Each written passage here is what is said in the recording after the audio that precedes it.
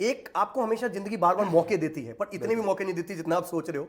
फिर भी मौके आपको जिंदगी एक से ज्यादा मौका तो देती है। यस सर, कॉलेज तो मतलब मैंने अपनी लाइफ अगर मैंने कहीं जीनी सीखी है तो वो कॉलेज है।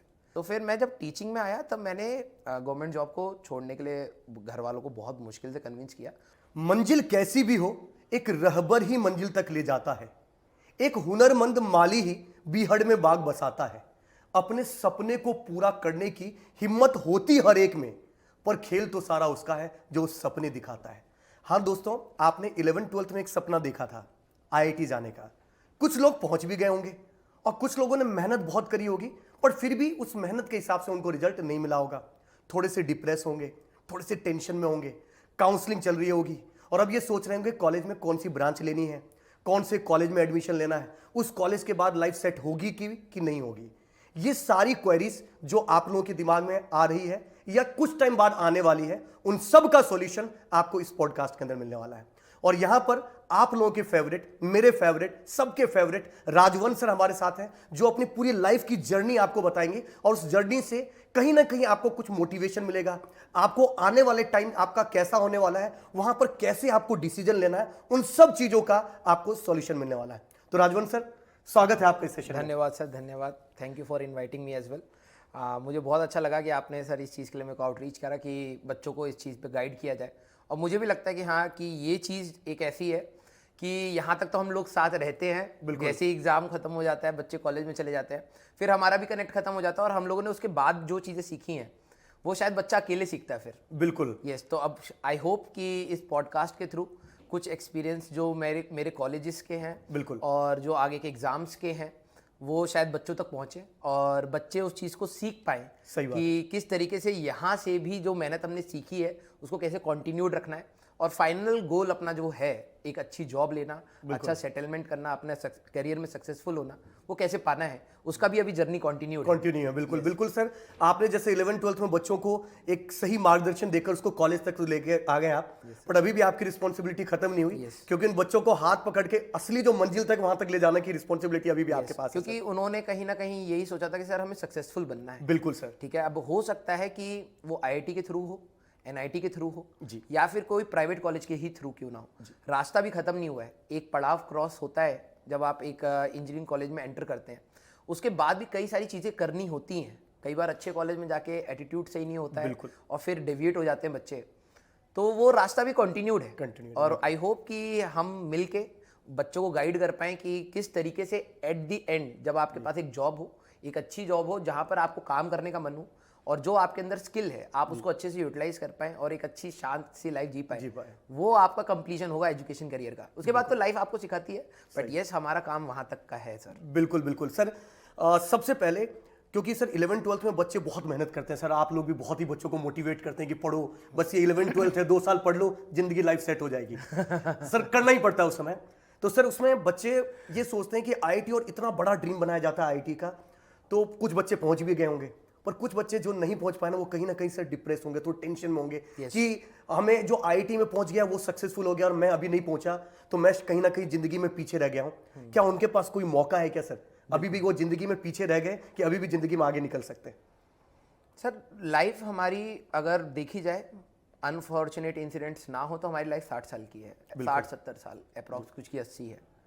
अगर हम लोग यहाँ पर 18 साल पे ये अपने मन में बना लें कि यहीं पर सब कुछ खत्म हो गया है, तो ये बहुत बड़ी बेवकूफ़ी है। अभी तो मतलब अगर उस 60 साल के स्पैन के हिसाब से देखें तो आप कुछ भी नहीं चाहिए, है ना, 1/3 ही है। बिल्कुल। तो अभी आप लर्निंग स्टेज में हैं और आप अभी से अपनी लाइफ के लिए ऊपर इतने हार्श मत होइए कि कंक्लूजन बना के बैठ गए कि एक सिलेक्शन नहीं हुआ तो यही खत्म है। सही। इसके बाद आपको लाइफ में बहुत सारी प्रॉब्लम्स आती हैं, ठीक है। और जब हम लोग जॉब भी करते हैं ना, तो सर हमारा क्राइटेरिया चेंज होते हैं, पैरामीटर्स चेंज होते हैं और हर चीज़ में सक्सीड करना ही एक एटीट्यूड बनता है। बिल्कुल सर। तो जो बच्चे ये सोच रहे हैं कि सर सिलेक्शन हो गया है, अच्छी बात है, मैंने कहा कांग्रेट्स। जिनको लगता है कि नहीं सर सिलेक्शन नहीं हुआ है, हम परेशान हो रहे हैं, तो ठीक है, आप अपनी एनर्जी को हमेशा चैनलाइज करने की पावर रखते हैं। सही बात। तो मैं हमेशा बिलीव करता हूँ कि जो बच्चों का नहीं हुआ है ना, आप उसको एज अ एग्रेशन ले लीजिए या फिर आप उसको एज अ लर्निंग ले लीजिए, लेकिन आपको हमेशा आगे बढ़ते रहना है, क्योंकि समय आगे बढ़ रहा है। अगर आप समय से पीछे हो जाएंगे तो आप बहुत चीज़ों पे बाद में गिल्ट मोड में भी आएंगे।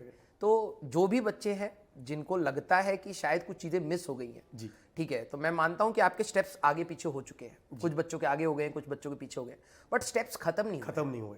ठीक है। तो ये प्रोसेस अभी चलता रहेगा। अभी भी आपके पास 4-5 साल है। कई सारे सर आपके पास भी ऐसे एग्जाम्पल होंगे, कई सारे आईआईटी से भी बच्चे गूगल में जाते हैं जी। और कई सारे प्राइवेट वाले प्राइवेट भी कॉलेज से भी जाते हैं, बिल्कुल। तो कोई सक्सेस डिफाइंड नहीं है। सही बात है सर। तो एक्चुअली में जो चीज़ डिफाइंड है वो है उनकी मेहनत। बिल्कुल। अगर आप सही रास्ते में जाके मेहनत करोगे तब भी वहां पहुंच सकते हो। अगर मान लो आप भटक गए लेकिन आपने फिर बाद में अपना कोर्स करेक्शन करा और आप फिर से सही रास्ते में आ जाते हैं, आप वहां पर पहुंच ही सकते हैं, तो हमें डिमोटिवेट अपने आप को नहीं करना है, पहली बात जो मुझे लगता है, मैंने अपनी जर्नी में नहीं किया है अपने आप को। आपको निरंतर प्रयास करना है। जो भी आपका कॉलेज है, इरिस्पेक्टिव ऑफ दैट, आप अपनी मेहनत जरूर कंटिन्यू रखें। आप आईआईटी में जाके नहीं पढ़ेंगे तब भी गूगल ऐसे नहीं आएगा कि गूगल और फेसबुक आएगा नहीं, अरे यार आईआईटी टैग है तो ले गए, नहीं होता ऐसा। वो आपका टेस्ट लेंगे, आपको उसको क्वालिफाई करना है, आपके इंटरव्यू राउंड्स होंगे, एचआर राउंड होंगे, सब आपको क्वालिफाई करने हैं। बिल्कुल। तो आपको प्रोफेशनल फ्रंट अपना आप स्ट्रांग करना है। अब आप एजुकेशनल फ्रंट पे ठीक आगे पीछे है, लेकिन अब प्रोफेशनल फ्रंट भी आपको स्ट्रांग रखना पड़ेगा। तो यही वाला फैक्टर है। मैं बच्चों को बोलूंगा बिल्कुल डिप्रेस होने वाली बात नहीं है। अभी तो रास्ता स्टार्ट हुआ है। तो पहला कदम आगे पीछे हो सकता है, किसी का भी है। मैं हो सकता है 3 साल पे चलना स्टार्ट किया हूँ, आप 4 साल पे चलना स्टार्ट किया होंगे, लेकिन हो सकता है 18वीं की एज पे मैं आपसे तेज दौड़ रहा हूँ। सही बात है। तो लर्निंग वो आपको लर्न करना दैट्स द प्रोसेस सर। बिल्कुल। तो दोस्तों फिर भी मैं आपको बता दूं कि अभी तक लाइफ जैसा सर ने बताया खत्म नहीं हुई है। एक आपको हमेशा जिंदगी बार बार मौके देती है, पर इतने भी मौके नहीं देती जितना आप सोच रहे हो। फिर भी मौके आपको जिंदगी एक से ज्यादा मौका तो देती है। एक मौका आपको 11th-12th में मिला था, एक मौका आपको बीटेक के बाद भी मिलेगा वापस से अपनी पोस्ट ग्रेजुएशन यानी आईआईटी में एंट्री लेने का। तो अभी तक ये मत समझना कि जिनको लगता है कि कॉलेज नहीं मिला है कि सर हमारी जिंदगी खत्म हो गई, नहीं, अभी भी आपके पास जिंदगी वापस से मौका देगी। बट हाँ, थोड़ा सा सीरियस होने की जरूर रिक्वायरमेंट होती है। सर एक और बच्चों को सबसे ज्यादा डाउट आता है और वो ये डाउट है कि ब्रांच को लेके। और सर इसमें बहुत सारे बच्चे 11 जो मेरे रिलेटिव्स हैं वो सब तो मेरे को फोन करके पूछते ही हैं कि कौन सा ब्रांच लूं। कोई उनको बोल देता है कि इलेक्ट्रॉनिक्स ले लो, कोई बोल देता है सीएस का सदाबहार ब्रांच है, कंपनीज बहुत है। तो बच्चा बहुत कंफ्यूज रहता है कि कौन सी ब्रांच उनके लिए परफेक्ट है, कौन सी ब्रांच लेनी चाहिए। तो सबसे पहले सर ये जो डाउट बच्चों का उसको सॉल्व करते हैं। आपके हिसाब से बच्चों को कैसे चूज करना चाहिए कि कौन सी ब्रांच वो सेलेक्ट करें, कौन सी ब्रांच को छोड़ दें? सर आज मैं इस चीज़ पे यही बोलूँगा कि हमारे टाइम पे इतना हम लोग रिसर्च भी नहीं करते थे जी। To be very true. जब मैंने अपने आईआईटी के टाइम में काउंसलिंग भरी थी तो मैंने बस इंटरेस्ट के हिसाब से भर दिया था। अरे मेरे को फिजिक्स अच्छी लगती है, मेरे को मैकेनिकल का शौक है, कुछ अंजर पंजर जोड़ने का जो वो है, तो इलेक्ट्रिकल है। हम लोगों ने ऐसे ही भर दिया था, ऐसी हमारी लाइफ आगे सेट हो गई। लेकिन यस, मुझे लगता है कि शायद अगर उस स्टेप पे हम लोगों ने थोड़ी सी और होमवर्क किया होता, लोगों से पूछा होता, तो शायद आज की लाइफ कुछ और होती। बेहतर भी हो सकती थी, बुरी भी हो सकती थी, लेकिन मैं पॉजिटिव साइड से कहूँ तो शायद और बेहतर हो सकती थी। सही। तो यस, एक ब्रांच का सिलेक्शन करना एक कॉलेज में बहुत इंपॉर्टेंट है। रीज़न भी क्योंकि मैं बच्चों को बताता हूँ कि मेरे फादर ने मेरे को ये चीज़ सिखाई थी कि लाइफ में आपके प्रोफेशनल फ्रंट पे 3 चेंजेस आएंगे। आप 10वीं के बाद जब आप 11वीं एंटर करते हो तो आप अपनी मनपसंद ब्रांच पकड़ते हो। भले आप कॉमर्स पकड़ रहे हैं, आप आर्ट्स पकड़ रहे हैं, या आप साइंस मेडिकल कुछ भी पकड़ रहे हैं, आप फर्स्ट अपना कोर्स ऑफ जो इंटरेस्ट है उसको आप शो करते हो। जब आपकी 12th खत्म होती है तो आप उस ब्रांच में आगे बढ़ने की हिम्मत रखते हो जी। तो वहां पर एक चेंज आता है। तो आप कॉलेज के जब फर्स्ट ईयर में जाते हैं तो इट चेंज थिंग्स। आपको जैसे 10th से 11th आते हैं तो एक जर्क आता है, यार ये क्या सब्जेक्ट है। बिल्कुल सही। वैसे फर्स्ट ईयर ऑफ इंजीनियरिंग के सब्जेक्ट सारे बिल्कुल ऐसे अटपटे लगते हैं कि आपको अचानक से झटका लगता है, यार ये तो मैं पढ़ने तो आया नहीं था, ये तो क्या हो रहा है। और फिर आपका आता है जब आप जॉब के पहले दिन उतरते हो, ठीक है। तो सर ये जो आपके ट्रांजिशंस हैं उसके हिसाब से ही आपको डिसीजंस लेने चाहिए। बिल्कुल सही। तो मेरा ये मानना है कि जब बच्चा ब्रांच के लिए परेशान हो रहा है तो सबसे पहले आप ये देखो, यार हमारे टाइम पे और आज के बच्चों के टाइम में डिफरेंस है सर जी। आज के टाइम में स्किल बिकती है। सही बात। टू बी वेरी ट्रू, बिल्कुल सही बात है। अब मान लीजिए कि आपके पास रैंक ऐसी है कि आपको फॉर एग्जांपल एक बच्चे को कोडिंग करनी है, क्योंकि आजकल बच्चों को में कोडिंग का बहुत शौक, बहुत ट्रेंड चल रहा है, ठीक है। एक टाइम पे आईटी का बहुत ट्रेंड आया था, ठीक है, बिल्कुल सही बात। फिर उसके बाद सीएस का ट्रेंड आ गया, ठीक है। तो उस समय लोग आईटी में भागे थे और इस समय लोग सीएस में भाग रहे हैं। लेकिन मैं कहूंगा कि बिकता मार्केट में स्किल है। बिल्कुल। अगर आपको लगता है कि आप उस स्किल को बना सकते हैं अपने अंदर, ठीक है, भले आपकी मैकेनिकल हो, भले आपकी सिविल हो, भले आपकी इलेक्ट्रिकल हो, आप मार्केट में एट द एंड स्किल बेचेंगे, जिसका आपको सैलरी मिलता है, ठीक है।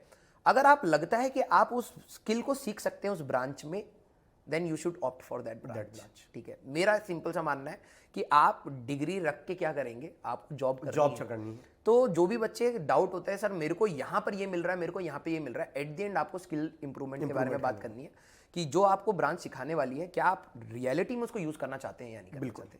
अब मान लो कि मेरे को इलेक्ट्रिकल मिली और मेरा मन नहीं है, but I just want the tag of an IIT, तो मैंने किसी भी आईआईटी में इलेक्ट्रिकल ले ली and after that I am doing my course correction. नहीं यार मेरे को इलेक्ट्रिकल में नहीं जाना, रैंक खराब आ रही है, कोई दिक्कत नहीं, मेरे को कोडिंग करनी है। बच्चे करते हैं बिल्कुल, और बच्चे सक्सेसफुल भी होते हैं इस चीज में।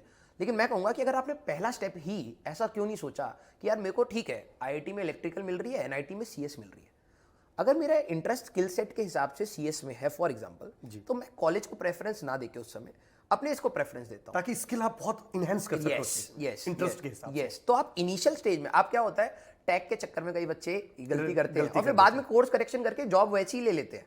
सही बात, मेहनती बच्चा ले लेता है। लेकिन अगर आप पहले से ही अपना डिसीजन ले रहे हैं कि नहीं यार मेरे को जानी है, अगर कोडिंग कंपनी में जानी है या फिर मेरे को मैन्युफैक्चरिंग सेक्टर में ही जाना है या मेरे को एरोस्पेस सेक्टर में जाना है, तो ठीक है आप थोड़ा सा अपना होमवर्क अच्छे से करके एक कॉलेज नॉमिनल ऐसा पकड़े और फिर आप उसके हिसाब से पढ़ाई जरूर करें। सही बात है। ठीक है, तो ब्रांच वाला मेरे हिसाब से है कि स्किल के हिसाब से जाना चाहिए। यस, और जब आप कॉलेज सिलेक्शन कर रहे हैं तो एक पैरामीटर और रखिए कि उसका एवरेज पैकेज क्या है कॉलेज का। आप ऐसा ना हो कि आपने बहुत ज्यादा स्किल है लेकिन कंपनी नहीं आ रही है, क्या करूं स्किल का, फिर आपको ओपन मार्केट में उतर के फिर वो लाखों के बीच में आपको फाइट करनी पड़ेगी। बहुत टफ होता है और वहां पे गाइडेंस नहीं मिलती। कॉलेज में बेनिफिट ये होता है एक अच्छे कॉलेज का कि कंपनी कॉलेज में आती है, आपको अपने फ्रेंड्स और कलीग्स और अपने सीनियर्स के साथ ही compete करना है उसमें, तो एक लिमिटेड सेट है जिसमें आपको compete करना है और आपको एक्सेल करना है, ये है। लेकिन अगर आपके कॉलेज आपने ब्रांच के प्रेफरेंस में ऐसा सेलेक्ट कर लिया जहां कंपनी नहीं आ रही है आपके सेक्टर की, देन इट इज टफ। तो आपको दो चीजें बैलेंस आउट करनी है, एक अपना स्किल मेरे हिसाब से और एक अपना कि कॉलेज में एवरेज पैकेज आपके सेक्टर में क्या जाने वाला है। बिल्कुल, अगर आप उन दोनों को मैनेज करते हैं आई थिंक कि बच्चा एक अच्छा डिसीजन ले पाएगा अपने कॉलेज के लिए। मतलब सर ये चीज इवन मैंने खुद ने भी फील किया था जब मैं 11th 12th के बाद कॉलेज में मुझे ब्रांच लेनी थी, तो 12th क्लास में सर एक डायोड और ट्रांजिस्टर वाला एक चैप्टर फिजिक्स में, सर आप तो semiconductor, sir I hate those chapter, क्योंकि जब मैं इंजीनियरिंग में था सर, मतलब उससे पहले जब 11th 12th के अंदर था, 12th में तो मुझे इलेक्ट्रॉन ही नहीं दिखता था, किसी को नहीं दिखता था, तो मुझे 11th बहुत इजी लगता था क्योंकि वहां पे मैं विजुलाइज कर लेता था, शायद बच्चों को भी मैकेनिक्स गाड़ी चल रही है, क्या प्रोजेक्टर, सारी चीजें समझ में आती थी। जब मैं 12th में आया तो पता चला इलेक्ट्रॉन वो दिख नहीं रहा है, तो मैं विजुलाइज ही नहीं कर पाता था। सेमीकंडक्टर वाले चैप्टर में इलेक्ट्रॉन के साथ साथ होल और आ गया, तो मैं और कंफ्यूज होने लग गया, तो आई हेट दो चैप्टर। अब पर मुझे लेनी थी ब्रांच, तो हमारे एक भैया थे, उनसे मैंने पूछा, मैंने कहा कौन सा ब्रांच लूं, तो उस समय सर इलेक्ट्रॉनिक्स ट्रेंड पे चल रहा था, मतलब सीएस से भी पहले इलेक्ट्रॉनिक्स की सीट फिल होती थी। अभी भी मेरे ख्याल इलेक्ट्रॉनिक्स अच्छे लेवल पे बिल्कुल है। तो मेरे से उन्होंने पूछा कौन सी ब्रांच लूं मैं, मैंने उनसे पूछा तो उन्होंने बोला इलेक्ट्रॉनिक्स ले ले, सदाबहार ब्रांच है, आईटी में भी जा सकता है, कोर में भी जा सकता है। तो मुझे कुछ नहीं पता था इलेक्ट्रॉनिक्स क्या होता है, मैंने वो ब्रांच ले ली। जब कॉलेज के अंदर फर्स्ट ईयर तो सबके कॉमन होता है, फर्स्ट सेमेस्टर पता ही नहीं चला। जब मैं सेकंड थर्ड सेमेस्टर के अंदर आया तो मुझे वो वही डायोड वही ट्रांजिस्टर दिखने लग गया और मैं सिर पकड़ के बैठ गया, मेरे को तो इसी से तो नफरत थी, यही तो मुझे नहीं लेना था। और उस समय मैंने इतना ध्यान भी नहीं दिया, वरना ब्रांच में चेंज कर सकता था, फर्स्ट ईयर के टॉप करने के बाद आप ब्रांच चेंज कर सकते हो, बट मैं टॉपर भी नहीं था, बहुत सारी बैक आई है, अभी डिस्कशन भी करेंगे सर वो चीज। तो मैं बहुत ज्यादा टेंशन में आ गया क्या करूं, बट आफ्टर ऑल कुछ ऑप्शन ही नहीं था, तो मुझे उसको ऑप्ट करना पड़ा। धीरे धीरे जब मैं पढ़ा तो थोड़ा सा इंटरेस्ट भी आने लग गया और गेट में ऑल इंजीनियरिंग 23 भी आ गई। Very good, right.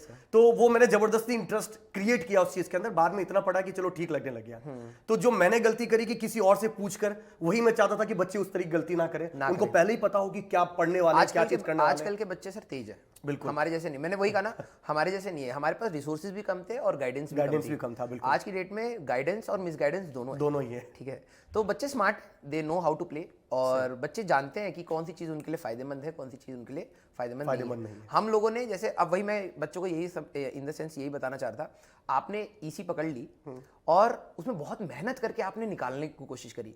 What if एक दूसरा सिनेरियो होता कि आपने कोई नॉमिनल कॉलेज पकड़ा होता और उसमें वो चीज पकड़ी होती जो आपको इंटरेस्ट की होती, तो शायद आप वही एनर्जी अगर उस चीज में लगा रहे होते जी, तो आई थिंक आप कंपैरेटिवली मोर सेटिस्फाइड होते उन दोज इयर्स में। सही है ना, आप फ्रस्ट्रेशन से नहीं बढ़ रहे होते। बिल्कुल। तो मैं बच्चों को वही कह रहा हूँ, ये डिसीजन आपका क्या है, क्या करना है अभी, ये बहुत मैटर करता है। और ये सब चीजें देखो दोस्तों, आप लोगों से सब शेयर इसलिए कर रहे हैं क्योंकि जो आने वाले टाइम में आप लाइफ जीने वाले हो ना, वो हम ऑलरेडी जी चुके हैं। यस। तो कहीं ना कहीं मतलब एक तो होता है कि खुद गलती करो, एक सीखो, और गलती तो करोगे ही आप, इसमें कोई दो राय नहीं है, बट हाँ कम से कम गलती करो। और कैसे कम से कम गलती करोगे, जो हमने गलती करी है वो आपको उससे सीखना है और वो गलती रिपीट नहीं करनी। यस सर एक चीज और, जब आप कॉलेज के अंदर गए, बच्चे भी जाएंगे, फर्स्ट ईयर का दौर था, तो सर कैसा रहा वो फर्स्ट ईयर वाला दौर आपका, कैसा था कॉलेज के अंदर जब आप एंट्री ले गए, इंट्रो रैगिंग वो सब कुछ, क्या माहौल था? सर कॉलेज तो मतलब मैंने अपनी लाइफ अगर मैंने कहीं जीनी सीखी है तो वो कॉलेज है। ट्रू। चाहे मेरे को, और फिर मैं जब कॉलेज से बाहर निकला तो मेरे को लगता है कि जो बच्चे हॉस्टल में नहीं रहते, ठीक है, उन्होंने लाइफ का एक ऐसा पार्ट मिस कर दिया होता है। ऐसा पार्ट मिस किया है। मेरे पापा मेरे को जबरदस्ती मेरे को हॉस्टल में भेजते थे। मेरे को स्टार्टिंग में लगता है मैं हॉस्टल में क्यों रहूंगा यार, मैं कोटा में रहा हूँ, हॉस्टल में मेरे को नहीं रहना।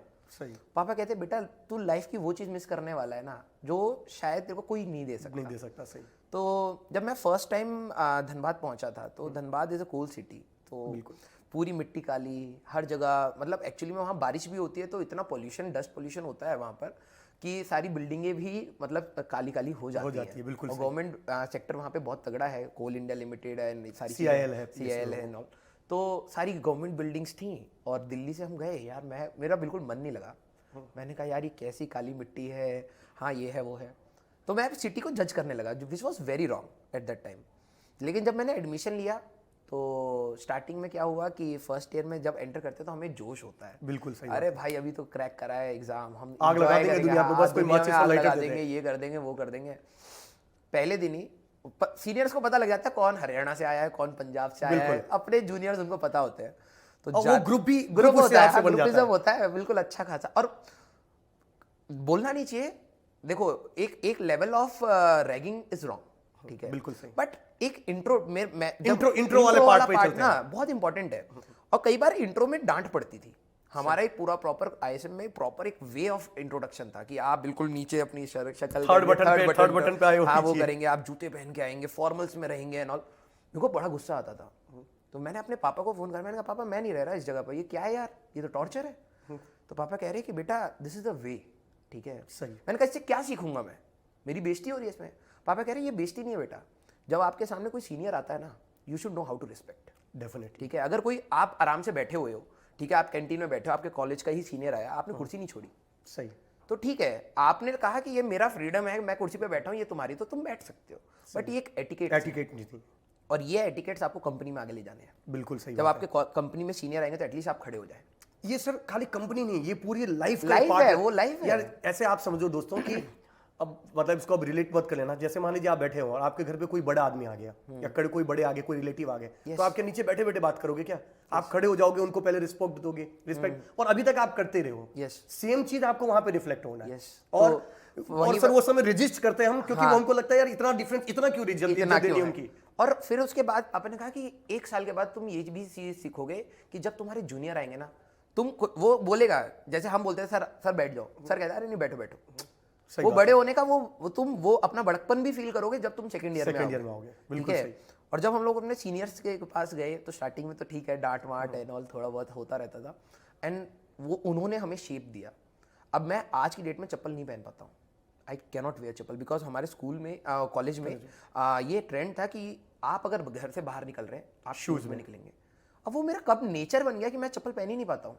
मैं घर में या तो नंगे पैर रहूंगा या फिर जूते पहनूंगा। तो वो क्या है ना, वो एटिकेट्स उन्होंने डेवलप करे।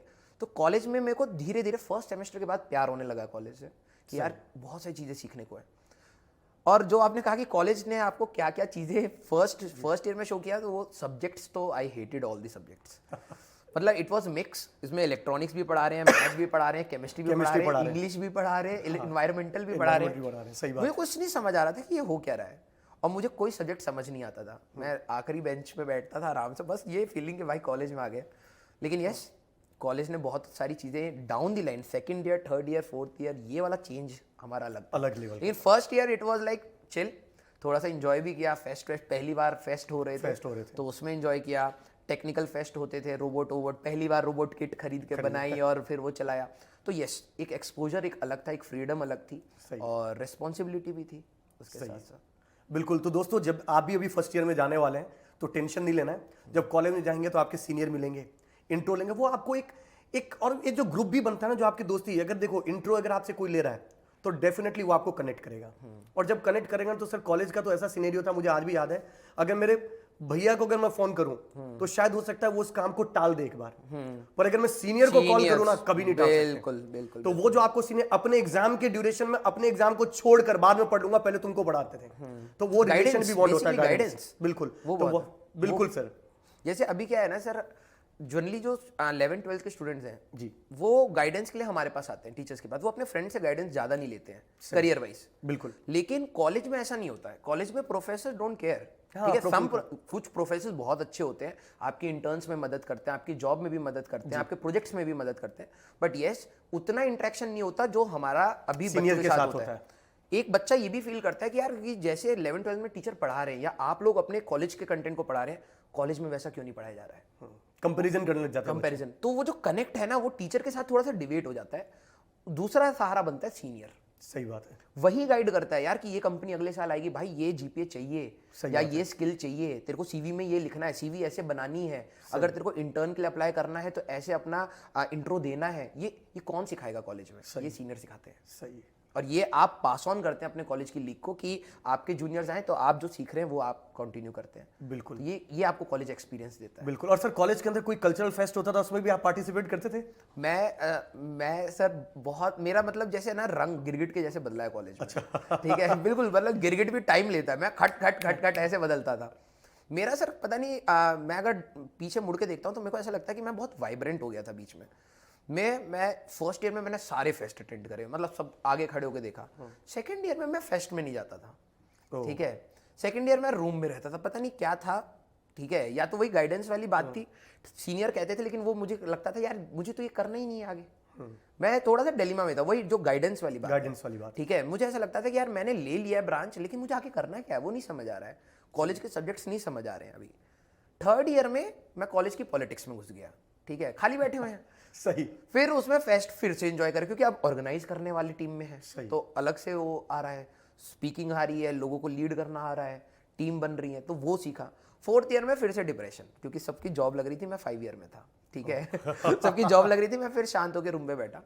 फिफ्थ ईयर में I decided what I have to do. तो मैंने बहुत सारा टाइम वेस्ट भी किया अपने कॉलेज में, जो मुझे नहीं करना चाहिए था, but eventually fifth year sir मतलब आपका इंटीग्रेटेड प्रोग्राम था? मेरा इंटीग्रेटेड था। ओके, इंटीग्रेटेड प्रोग्राम था आपका। तो बीटेक प्लस एमटेक मेरा प्रॉपर था। तो मेरा ये था कि मैं फिफ्थ ईयर में जाके मैंने डिसाइड करा कि नहीं, I want to go for research. Okay, ठीक है, और मैं बहुत फ्लिकर करता हूँ चीज़ों में, मतलब उस समय करता था। मैंने रिसर्च का सोचा, then I get into teaching, और मैंने अपना स्टार्टअप ऑन किया। ठीक है, तो मैंने स्टार्टअप के साथ साथ टीचिंग करा। मैंने कहा कि यार स्टार्टअप को फंड करने के लिए पैसे चाहिए, तो टीम बनाई कॉलेज में, जो सारे हमारे दोस्त थे, सारे फालतू लोग। ठीक है एक कंसेप्ट डिसाइड करा, हाँ भाई ये करना चाहिए, देश में ये कमी है, ये कमी चल रही और कमी हमने क्या सोची कि जितने भी नेता लोग हैं, ठीक है, जितने भी पॉलिटिशियंस हैं, वो एक बार इलेक्शन होता है तो इलेक्शन के टाइम पे जाते हैं, उसके बाद वो कनेक्ट नहीं कर पाते। तो हम लोग क्या करेंगे, प्लेटफॉर्म बनाएंगे जहां पर लोग अपनी प्रॉब्लम दे रहे हैं और हम नेता तक पहुंचाएं, उनके लिए ईज वे करें, एक ब्रिज का काम करें। और वो जो अगर उन्होंने मान लो कि कहीं पे कोई प्रॉब्लम आई है, सीवर की प्रॉब्लम आई है, तो वो अगर कुछ काम हुआ है तो लोगों तक पहुंचे, उनके लिए भी बेनिफिट है। बिल्कुल, कि उन्होंने सोसाइटी में कुछ काम कराया है तो लोगों तक पहुंचे। तो हम लोगों ने उस पर काम किया। अब वो इतना स्ट्रगलिंग पार्ट था कि मतलब पॉलिटिशियन से कनेक्ट करना वो फ्री नहीं है। सही। ठीक है, हम प्लेटफॉर्म बना चुके हैं, हो सकता है सर अब आपको फंड मिल जाए आप बता दें। लेकिन हाँ, ये सोचा था डाउन द लाइन आगे कभी फ्यूचर में इस टाइप से देश की मदद करेंगे कि मतलब कनेक्टिविटी बढ़े, रूट लेवल पे जो प्रॉब्लम्स आ रही है वो जहां तक पहुंचनी चाहिए वहां तक आप। हम लोगों ने एक्चुअली में ये थॉट भी इसलिए लाया था क्योंकि थर्ड ईयर में जब हम एक्टिव हुए थे ना, तब ISM to IT का कैंपेन चलता था।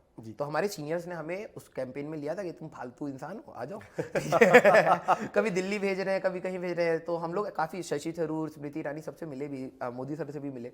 तो हमारा वो प्रोसेस में हम लोगों ने काफ़ी ग्रूमिंग कर ली अपनी। सही। और उसी लिए हमारा थोड़ा सा पॉलिटिकल इंक्लिनेशन हो गया था कि यार कि कॉलेज में अपन लोग ये करेंगे कि कॉलेज के बाद निकलेंगे पॉलिटिकल कुछ सपोर्ट करते हैं यार। सही। ठीक है, वो फेल हुआ। फिर मेरे को 2-3 साल मैंने टीचिंग करी। ठीक है, और टीचिंग के बाद मेरे को रियलाइज़ हुआ कि यार नहीं, अभी ना टीचिंग क्लिक नहीं कर रही है। तब मैंने गेट का और इन सब सारी चीज़ों का सोचा कि यार मे बी शायद मैं अपने सब्जेक्ट को और पुश कर दूं तो शायद इंक्लिनेशन आ जाए, क्योंकि मेरे को सब्जेक्ट की नॉलेज है। ठीक है, मैंने खुद पेपर दिया था तो मेरे को पता थी कि क्या चीज़ें हैं। जनरली क्या होता है कि जब हम कोई भी बंदा टीचिंग में एंटर करता है तो उसको फिजिक्स पढ़नी स्टार्ट करनी पड़ती है जी। तो लकीली मेरा क्या था, मेरा सब्जेक्ट भी फिजिक्स था और मैंने कॉलेज में इतना भी खराब नहीं पढ़ा था, गुड स्कोर करता था मैं, कैसे भी करता था।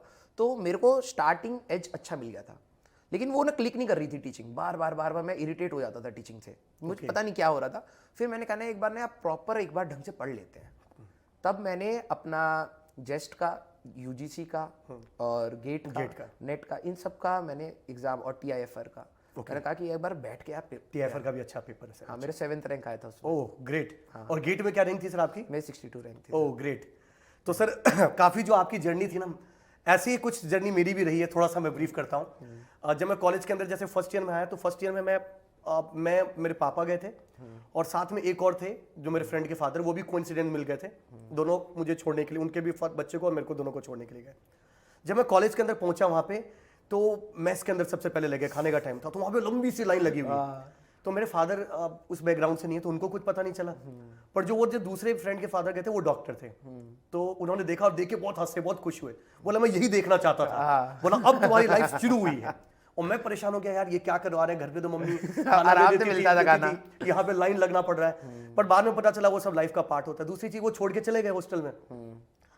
अब सर वहां पे क्या होता है, सीनियर वीनियर तो ठीक है इंट्रो लेते ही थे, कुछ फर्स्ट ईयर वाले जो पहले हमसे पहले 4-5 दिन पहले से बैठे हुए थे वहां पे, उन्होंने मुझे देख लिया, मैं भोला भाला दिखता था, वो भी रैगिंग ले रहे होते वो भी रैगिंग ले रहे होते। मेरे फर्स्ट ईयर में मेरा एक फ्रेंड था अभिनव पेशवानी, वो थोड़ा बड़ा है, 6'2" हाइट है। हाँ, वो हॉस्टल में आता था मजे लेने के लिए, वो हमारी रैगिंग ले रहा है, हम अपने बैचमेट को रैगिंग दे रहे थे, इतने सीधे थे हम लोग। एग्जैक्टली सर, मेरे साथ भी हुआ उसने और जब मेरे को बाद में पता चला मैं इतनी टेंशन में आ गया, मैंने कहा यार ये तो इसी ने रैगिंग ले ली। बट वो लाइफ का पार्ट था, बाद में बहुत अच्छा दोस्त बना वो मेरा, और मेरे सर्कल के अंदर ही था। और सर उसके बाद जैसे फर्स्ट ईयर के अंदर चीजें थोड़ी थोड़ी सी स्मूथ लाइन होने लग गई। फर्स्ट ईयर में मैं बहुत सीरियस था क्योंकि 11-12 में सीरियस होते हैं, फर्स्ट ईयर में सीरियस होते हैं। सेकेंड ईयर से जाके थोड़ी सी रंग लगनी शुरू हुई कॉलेज का, और उसके बाद से मैं तो मोह माया में फंस गया था कॉलेज में। Okay, nice, I can understand that. Sir आपका भी तो नहीं था कहीं? नहीं सर थोड़े से पढ़ने वाले में से थे। नहीं, मैं किसी भी डिस्ट्रैक्शन के साथ नहीं था कॉलेज में। नहीं सर वो डिस्ट्रैक्शन नहीं, मतलब किसी भी चीज के साथ मेरा बहुत वियर्ड टाइप का एक्सपीरियंस था कॉलेज में। ना ही मैं किसी गलत काम में था और ना ही मैं मतलब ऐसा भी नहीं था कि मैं किसी रिलेशनशिप में था। मैं बहुत अलग टाइप से मतलब अपनी एक जोन आउट कर चुका था मैं, कि भाई अपन की लाइफ ये है, अपन गाने सुनेंगे, अपन एंजॉय करेंगे। मैं कैंटीन में बैठा रहता था, मैं सुबह 7 बजे नहा धो के तैयार होता था, कैंटीन में बैठ जाता था, 8 बजे सारे बच्चे जा रहे हैं, मैं उनको देखता था, और वो जब वापस आ रहे होते मैं वहां पे बैठा रहता था। और फिर मैं 11 बजे रात को जब कैंटीन बंद होती थी तब मैं अपने रूम पर जाता था। मेरे को अकेलापन पसंद आने लग गया था सेकंड ईयर में। सेकंड ईयर मैं तो सर थोड़ा अलग माहौल में चला गया था, तो उसके बाद मेरे पढ़ाई से जैसे नाता ही टूट गया। तो सेकंड ईयर के बाद सेकंड ईयर मेरे को लगता है सबको जर्क देता है शायद सर, 90% इंजीनियर्स को देता ही है, और उसकी फ्रस्ट्रेशन निकलती है फर्स्ट ईयर में। और सर उसके बाद मेरे बैक नहीं लगी, मेरी बैक्स लगती थी। अच्छा, मेरी भी लगी थी। अच्छा, आपकी कितनी लगी थी सर? मेरी एक ही लगी थी अनफॉर्चुनेटली। और कौन से सब्जेक्ट में थी? मेरी थी न्यूक्लियर फिजिक्स में। अच्छा, न्यूक्लियर फिजिक्स में। मेरे तो सर इतने सब्जेक्ट में है तो नाम लेने की जरूरत ही नहीं, पर मेरी बहुत बैक्स लगी, लगभग 16 बैक्स थी सर मेरी। अरे बाप रे बाप। तो बट मेरी फाइनली कोइंसिडेंटली मेरी ईयर बैक नहीं लगी क्योंकि मैंने सब उससे पहले निपटा दी था प्लीज। तो बैक निकल गई। अब सर बैक आने के बाद, पर मैं क्लास के अंदर फिर भी लास्ट नहीं था sir, I was the second last. एक और भी था क्या? एक और था, वो मेरा रूममेट ही था। तो उसमें 5 में से क्या होता था, उसके 4 में बैक आती थी, मतलब मेरे जैसे 5 में से 4 या 3 में आती थी, तो उसके 5 में से 5 में आ गई, ऐसे होता था।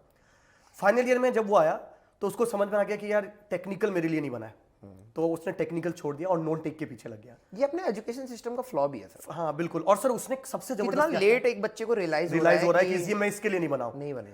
बट उसके बाद सर उसने यूपीएससी की प्रिपरेशन स्टार्ट करी, कॉलेज के साथ एक अटेम्प्ट लिया और उसके बाद उसने यूपीएससी क्रैक किया। आज के डेट में आईपीएस ऑफिसर है, जो लास्ट लड़का था। बताओ वो मतलब जर्नी वाइज अगर मैं देखूं तो ये कितना बड़ा फेलियर भी है अपने सिस्टम का, कि वो बच्चा जिसके पोटेंशियल कहाँ का है वो कहाँ लगा रहा है। लगा हुआ बिल्कुल। और वो शायद देखा देखी है या क्या है, मेरे को नहीं समझ आता है, मे भी शायद। उसके साथ तो मैं सर काफी टाइम बिताया हूं, तो मैं उसके माइंडसेट को समझता था। वो शार्प था पर उनको इन सब चीजों में जाना ही नहीं था, उसको मजा ही नहीं आता था कॉलेज के लिए। इवन कितनी बार जब मैं सुबह उठ के सेमेस्टर के एग्जाम देने के लिए जाता था तो वो उठता था, कहता किसका पेपर है? मैथ्स का। मैंने कहा नहीं यार, आज मैथ्स का थोड़ी है, M3 का नहीं है, आज तो उसका ऑपरेशन रिसर्च का है।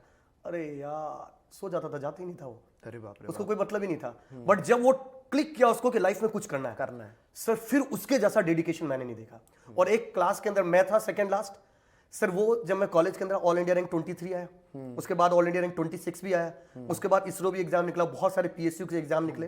तो मुझे इससे एक चीज तो समझ में आ गया कि जब हम तब तक हमको कोई मंजिल नहीं मिलती जब तक हम उस मंजिल के बारे में सोचते नहीं सर। आपको ऑल टाइम सोचना पड़ेगा। एग्जैक्टली। और जिस टाइम हम ड्रीम बना लेते हैं कि अब इस डायरेक्शन बढ़ना है सर, उस टाइम डू एंड डाई वाली कंडीशन आ जाती है, क्योंकि आपके पास ऑप्शन ही खो चुके होते हैं। फाइनल ईयर में आने के बाद अगर मुझे नहीं जाता, मैं किसी अपना प्लान नहीं बनाता, तो शायद मैं जिंदगी में कहीं पहुंच ही नहीं पाता और मैं ईयर पे ईयर ड्रॉप ही करता रह जाता। उस समय कोइंसिडेंटली मैंने सोच लिया। पर मैं बच्चों को यह समझाना चाहता हूं कि जो मैंने फाइनल ईयर में जाके सोचा, थर्ड ईयर में जाके सोचा, आप लोग ये गलती मत करना। आप लोग फर्स्ट ईयर से डिसाइड करें ना कि किस डायरेक्शन में जाना है। सर आपने एटलीस्ट थर्ड ईयर में सोच लिया, मैंने तो जॉब 2 साल करने के बाद सोचा। टीचिंग नहीं कि मेरे को और एग्जाम्स देने हैं, ओह कि मेरे को अपलिफ्टमेंट करना है या कुछ नॉलेज अपग्रेडेशन करनी है। सही बात वही है कि गाइडेंस ही नहीं थी, बिल्कुल क्योंकि हमारे कॉलेज में, अब देखो सर, कॉलेज का भी एक्सपोजर सबका अलग होता है। हमारे कॉलेज में शायद लोग प्राइवेट कंपनी में मेजोरिटी बच्चे चाहते हैं कि भाई सीधे ही हम अच्छी अच्छी कंपनी में घुस कंपनी जाएं। में घुस जाए, सही बात है। रिसर्च सेक्टर का कंपैरेटिवली अगर देखा जाए, बीटेक वाले जो बच्चे जाते हैं वो रिसर्च में बहुत कम जाते हैं, इंक्लिनेशन हो जाता है बिल्कुल उनका। सही बात। पहला उनका प्रायोरिटी रहता है जॉब, बिल्कुल ठीक है, तो वो वाला था ही नहीं। और जब मेरे को लगता था यार मेरे को रिसर्च में जाना है, कोई साथी ही नहीं है, कोई लैब जाना ही नहीं चाहता। सारे लोग सैटरडे को एंजॉय करना चाहते हैं और आपको लैब जाना पड़ेगा अपने सैंपल्स बनाने के लिए और सही। तो वो वाला पार्ट थोड़ा सा डिविएटिंग था। मेरे को बहुत टाइम के बाद पता लगा यार कि मेरे को ये करना था, शायद मेरे को, मैं उसी के लिए बनाऊं, लेकिन मैंने तब जाके करा। तो आपको एटलीस्ट आपको थर्ड ईयर में पता लग गया कि नहीं यार मेरे को अब उठा लेना चाहिए अपने लिए। सही। आप बच्चों को क्या बोलना चाहेंगे सर? बच्चों को, क्योंकि सर आजकल तो ये सर ट्रेंड बन गया है कि एक काम करो, पहले बीटेक कर लो फिर सोचना क्या करना है। नहीं सर, तो ये बट समय चेंज हो चुका है। चेंज हो चुका है। तो सर अब बच्चों के लिए आप जो बच्चे फर्स्ट ईयर में आए हैं उनको क्या बताना चाहते हैं, किस डायरेक्शन में उनको बढ़ना चाहिए, कैसे बढ़ना? मान लीजिए उन्होंने ब्रांच एक्स ले लिया, अब उनको किस डायरेक्शन में आगे बढ़ना चाहिए, क्या सोचना चाहिए, कैसे? क्योंकि अभी आफ्टर ऑल उनकी जो भी, या तो रिसर्च में जाना हो या जॉब करनी है, गवर्नमेंट जॉब करना है या प्राइवेट जॉब करना है, ये सब चीजें उनको डिसाइड कब कर लेनी है? फर्स्ट ईयर में करनी है, सेकंड ईयर में करनी है, थर्ड ईयर में करना है, फाइनल ईयर में करना है, ड्रॉप लेने के बाद करना है, कब करना चाहिए उनको? मेरे हिसाब से सर फर्स्ट ईयर एंजॉय करो, एंजॉय, चिल मारना चाहिए। Take a break. आपने मेहनत करी है, ठीक 11th है, वाले। ठीक है, आप सक्सेसफुल हो या ना हो, ठीक है, एटलीस्ट। अब देखो सर, अनसक्सेसफुल एग्जाम में अनसक्सेसफुल होने के कई कारण हो सकते हैं। सर वो अनसक्सेसफुल भी नहीं है सर। हाँ नहीं, मतलब मैं क्या, उनके दिमाग के, उनके- बच्चों के, हाँ, हाँ, उनके बच्चों दिमाग के में हो माइंड से, सकता अगर है। उनको लग रहा है नहीं सर हम तो नहीं हो पाए सेलेक्ट, तो हम क्यों एंजॉय करें, मैं उसके लिए कह रहा हूँ, ठीक है, वो आपका एक पास्ट है, निकल गया। आप उसकी कमियों के बारे में जान लीजिए कि आपसे क्या कमियां हो रही हैं बिल्कुल उस प्रिपरेशन में, और आप फर्स्ट ईयर तो एंजॉय करो, सही। ठीक है, ब्रेक, ठीक है, थोड़े दिमाग को रिलैक्स करो। और आप गए थे कॉलेज में डिफरेंट एक एनवायरनमेंट, आप लोगों से मिलो। अगर आप लोगों से नहीं मिल रहे हो, आप अपने, कई सारे ऐसे बच्चे भी होते हैं सर जो कॉलेज में जाते हैं अपने रूम में बंद रहते हैं, पता भी नहीं रहता बैच वालों को ये हमारा बैचमेट है। सही बात है। वैसा मत बनो, आप जाओ, Explore करो। एक्सप्लोर करो। आपको सीनियर ज्यादा से ज्यादा दिन, 1-2 हफ्ता, 1 महीने तक थोड़ा सा डांटेंगे कि भाई तू क्या कर रहा है, क्या नहीं कर रहा है, सही बात है। लेकिन जितने आप लोगों से मिलोगे ना, आप इतनी अलग एनर्जी के साथ सेकंड ईयर में जाओगे, लिटरली बता रहा हूँ, आप अलग ही एनर्जी के साथ बिल्कुल सही उसमें जाओगे। जब आपके सीनियर प्लेस होंगे इस कंपनी में, उस कंपनी, उस कंपनी, तो आपको अलग अलग वो आइडियाज एक आइडिया आने शुरू हो जाता है। आइडियाज आने, यार सर ने ये करा है तो मैं भी कर लूंगा, सही। ठीक है, क्योंकि हमें ऐसा लगता है ये बहुत, यार बड़ी गूगल में कैसे जॉब लगती है। सर आपने जो बात बताई ना, जस्ट अभी का इंसिडेंट बता रहा हूँ सर। 2-3 दिन पहले एक बच्चे का मेरे पास कॉल आया। वो एक राजस्थान के गवर्नमेंट कॉलेज से, स्टेट गवर्नमेंट से पास आउट था, पास आउट हुआ है अभी जस्ट। थर्ड ईयर से गेट की प्रिपरेशन कर रहा था। थर्ड ईयर में उसने दिया सर, उसकी 2000 के आसपास रैंक आई, फाइनल में भी 300 के आसपास रैंक आई। उसकी एनपीसीएल, उसका प्लेसमेंट हो गया था एनपीसीएल में, न्यूक्लियर पावर कॉर्प में, पीएसयू है। साथ में उसका मास्टर्स के लिए आईआईटी दिल्ली में उसका एडमिशन हो गया। अब वो मेरे से कॉल कर रहा है कि सर मैं एनपीसीएल ज्वाइन करूं कि नहीं करूं। मैंने कहा यार सबकी ड्रीम पीएसयू होती है, पीएसयू जाओ मैं ज्वाइन भी करो। यही बोलता। वो कह रहा नहीं सर मेरे को तो मास्टर्स करना है। मैंने कहा यार क्यों मास्टर्स को, मास्टर के बाद भी तो जॉब करना है। बोला नहीं सर मेरे को मास्टर्स करना है, मैं ये छोड़ना चाहता हूँ, और मेरे को आप गाइड करिए ये सही डिसीजन है कि नहीं है। अब सर मेरे लिए, मैंने बहुत डिफिकल्ट था मेरे लिए, बहुत टफ हो गया। मैंने उसको बोला कि मुझे 1 दिन का टाइम चाहिए भाई, क्योंकि सर वो किसी के लाइफ की बात है। बिल्कुल बिल्कुल बिल्कुल। बच्चे भी जब हमसे पूछते सर ये ब्रांच लेनी है, तो हम लोग इंस्पेक्टिव होके नहीं बोलते ये ले ले, ये ले उसके ले। लिए पूरा, हमें भी डर लग रहा होता है यार बच्चे का पूरा लाइफ हो सकता है उस डिसीजन पे। उसके बाद सर मैंने 1 दिन का ब्रेक लिया, फिर उससे फोन पे बात करी, पूरे मैंने प्रॉस कॉन सारी चीजें निकाली। उसके बाद मैंने उसको डिसीजन लिया कि छोड़ दे, कोई बात नहीं, क्योंकि सर चला भी जाएगा ना, पीएसयू एक ऐसा चिल लाइफ रहती है। और वो बच्चा ऐसा है ना कि मुझे पता है कि अभी उसकी 21-22 साल हुए, 21 साढ़े 21 साल का हुआ है सर, फोड़ देगा बाद में। उसके पास सर 27 साल तक की उम्र होती है, वो बाद में फिर फोड़ देगा, उसको जाना होगा। हाँ, जो अभी फोड़ रहा है वो बाद में फोड़ेगा। बट अगर वो शायद अपनी ड्रीम को परस्यू नहीं किया ना, तो सर वो अंदर ही अंदर अपने आप को कोसता और वो हो सकता है आपको भी कोसता बाद में। कोसता। और सर ये मेरे साथ भी हुआ है, हम लोगों ने के साथ। मैं सर जब कॉलेज के बाद कंपनी के अंदर गया, पहले एक कंपनी में गया, फ्रस्ट्रेट हो गया। वहां पे मुझे लगता था कि मैं रिसर्च R&D में था सर मैं, तो मुझे लगा मैं रिसर्च करूंगा। वहां पे जाके कोडिंग करवा रहे थे, मैंने कहा यार ये कोडिंग करना हो, मैं CS ले लेता। फिर मैंने कहा उसको छोड़ के कोर ब्रांच में जाऊंगा। फिर मैं सर एक company KI cables and wires, okay, उसके अंदर मैं गया, EHV सेक्शन में था, एक्स्ट्रा हाई वोल्टेज में। वहां मैंने काम किया। वहां के बाद मुझे पता चला यार मैं इसके लिए थोड़ी बनाऊं, ये तो क्या प्लांट वाला काम कर रहा है, मैंने उसको छोड़ दिया। फिर सर मैं एक प्राइवेट कॉलेज के अंदर अच्छी खासी नौकरी को छोड़कर 15,600 की सैलरी पे टीचिंग एसोसिएट यानी लैब असिस्टेंट की तरह काम करता था। और अगल बगल वाले सब बोलते थे पागल हो गया लड़का, कुछ कर ही नहीं पाएगा। अच्छी खासी जॉब थी, छोड़कर टीए बन गया, लैब असिस्टेंट बनकर काम कर रहा है। पर मेरे को पता था कि मैं क्या कर रहा हूं। उसके बाद सर इसरो की वैकेंसी निकली थी, इसरो एग्जाम क्लियर हुआ। तो अब जैसे ही क्लियर हुआ तो अगल बगल वाले फिर आने लगे, नहीं लड़का टैलेंटेड तो था। तो लड़कों का उनका मैंने बनना मतलब क्या सोचूं उनके बारे में, मुझे पता मेरा ड्रीम क्या है, तो वो लड़के ने भी यही किया। इसलिए मैं बच्चों को हमेशा ये बोलता हूं कि आप अपना एक ड्रीम बना लो, फर्स्ट ईयर चिल मारो, पर आपको पता होना चाहिए किस डायरेक्शन में आगे डायरेक्शन बढ़ना चाहिए। सेकंड ईयर में ना सर मुझे जहां तक लगता है फर्स्ट ईयर आप इंजॉय करो, हाँ, ठीक है, प्रॉपरली इंजॉय करो, और सेकंड ईयर ना फिर अब आप इंजॉयमेंट से ब्रेक लो, सही, आप अपने सब्जेक्ट पर आओ जो आपका, क्योंकि अब आपकी ब्रांच स्टार्ट हो जाती है जी, पहले उसमें इंटरेस्ट डेवलप करना स्टार्ट करो, भले आपकी कोई भी ब्रांच हो। ऐसा ना हो कि आप अपने ब्रांच में गए, भाई साहब मार्क्स ही खराब हैं, फिर आपको दिक्कत होने लग गई। सही, आप अपने ब्रांच के लिए थोड़ा सा सीरियस हो जाओ, अब पढ़ना स्टार्ट करो, ज्यादा हाई लेवल नहीं लेकिन हाँ पढ़ना स्टार्ट करो, और अब आपको अपने सीनियर से बात करनी स्टार्ट कर देनी चाहिए। बिल्कुल सही बात कि सर इसको जो मैं पढ़ रहा हूँ इसके प्रोस्पेक्ट्स क्या है, सर जॉब कौन सी कंपनी में लगेगी, क्या कोर कंपनी में जाना चाहिए, क्या सर मैं पिवट मार लूँ, मेरे को नहीं लग रहेगा, मेरे को 2 साल के अंदर इस कंपनी में जॉब, तो आप अब अपने सीनियर से बात करना स्टार्ट करो। सही बात है। थर्ड ईयर तक आते आते, थर्ड ईयर का जो पहला सेमेस्टर है उसमें आते आते you need to decide what you want to do, क्योंकि थर्ड ईयर में कई बच्चों को ये इंटर्न्स लगती हैं जी, अगर आपका ये, क्योंकि हमें क्या था ना, हमें पता ही नहीं था हमें जाना कहाँ है। सही बात है। ठीक है, तो हम लोग इंटर्न्स के लिए जब कंपनी आते हैं हमने अप्लाई नहीं करा, हमें पता, हम कह रहे हैं यार हमें क्या करना है इसमें जाके, तो हम लोगों ने अप्लाई नहीं किया। ठीक है, और कई सारे बच्चों ने अप्लाई किया। हमारे कॉलेज में एक स्टूडेंट एक्सचेंज प्रोग्राम होता था इरास्मस मंडस करके, यूरोप में आपका फाइनल ईयर पूरा यूरोप में रहेगा। ठीक है, तो बच्चे कह रहे हैं अरे पिकनिक, अप्लाई कर दिया उन्होंने, लाइफ सेट सब। हाँ, अब हमें पिकनिक में भी नहीं जाना, तो इसलिए हमने अप्लाई नहीं किया, तो इतनी बड़ी अपॉर्चुनिटी मिस हो गई। ठीक है, जब वो लोग वहां से फोटो डालते थे हमें लगता है यार पढ़ तो वैसे भी नहीं रहे, कम से कम घूम ही आते, और उसमें मिलते थे हर महीने का 80,000 रुपए, हर महीने का 80,000। हाँ, तो मैंने कहा यार यही कर लिया होता, लाइफ सेट हो जाती है एक बार। थर्ड ईयर में आके आपको एटलीस्ट ये डिसाइड करना है कि आपको करना क्या है।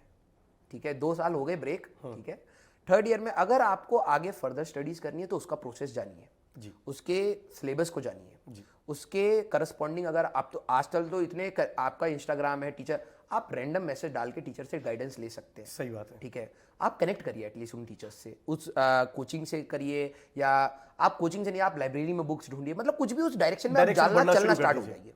थर्ड ईयर के सेकंड सेमेस्टर में मेक अ फाइनल कॉल। कई बच्चे लेते हैं फोर्थ ईयर में, वो मैं नहीं कहता, मैं कहता हूँ थर्ड ईयर के फाइनल सेमेस्टर में मेक अ फाइनल कॉल कि मेरे को ये करना चाहिए।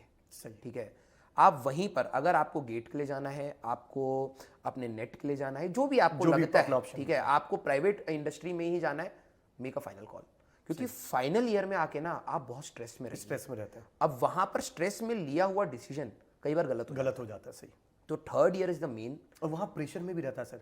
हाँ क्योंकि यार, आपके साथ ऑप्शन होने लग जाते हैं, और आपके साथ प्लेस होने लग जाते हैं। मतलब कोई ड्रीम बना के बैठा रहता है कि मेरे को यूपीएससी निकालना, मान लीजिए कि कलेक्टर बनूंगा अपन, तो वो ड्रीम बना लिया, पर जब कॉलेज में आपने बना तो लिया ड्रीम, पर जब देखोगे अरे वो इंटेल में प्लेस हो गया, हाँ, अरे हाँ, वो इस कंपनी प्लेस हो गया, आप सोचोगे एक काम करो, ये यूपीएससी वाला तो बाद में करेंगे, पहले ये एक निकाल लेते हैं। मेरे कई फ्रेंड ऐसे थे जो सेकंड ईयर से यूपीएससी के लिए डेडिकेट हो, क्योंकि हर कॉलेज में ना सर एक ग्रुप होता है जो यूपीएससी के लिए करता है, तो वो शायद उनको उन सीनियर से मिला, मैं नहीं मिला था उनसे, वो उन सीनियर से मिला और उनके साथ वो भी पढ़ने में लग गया। सही, जब प्लेसमेंट का टाइम आया ना, उसका दिमाग फिरा, यार सारे जॉब ले रहे हैं यार, मैं पता नहीं होगा नहीं होगा यार, उसने यूपीएससी साइड करी, जॉब में बैठ गया।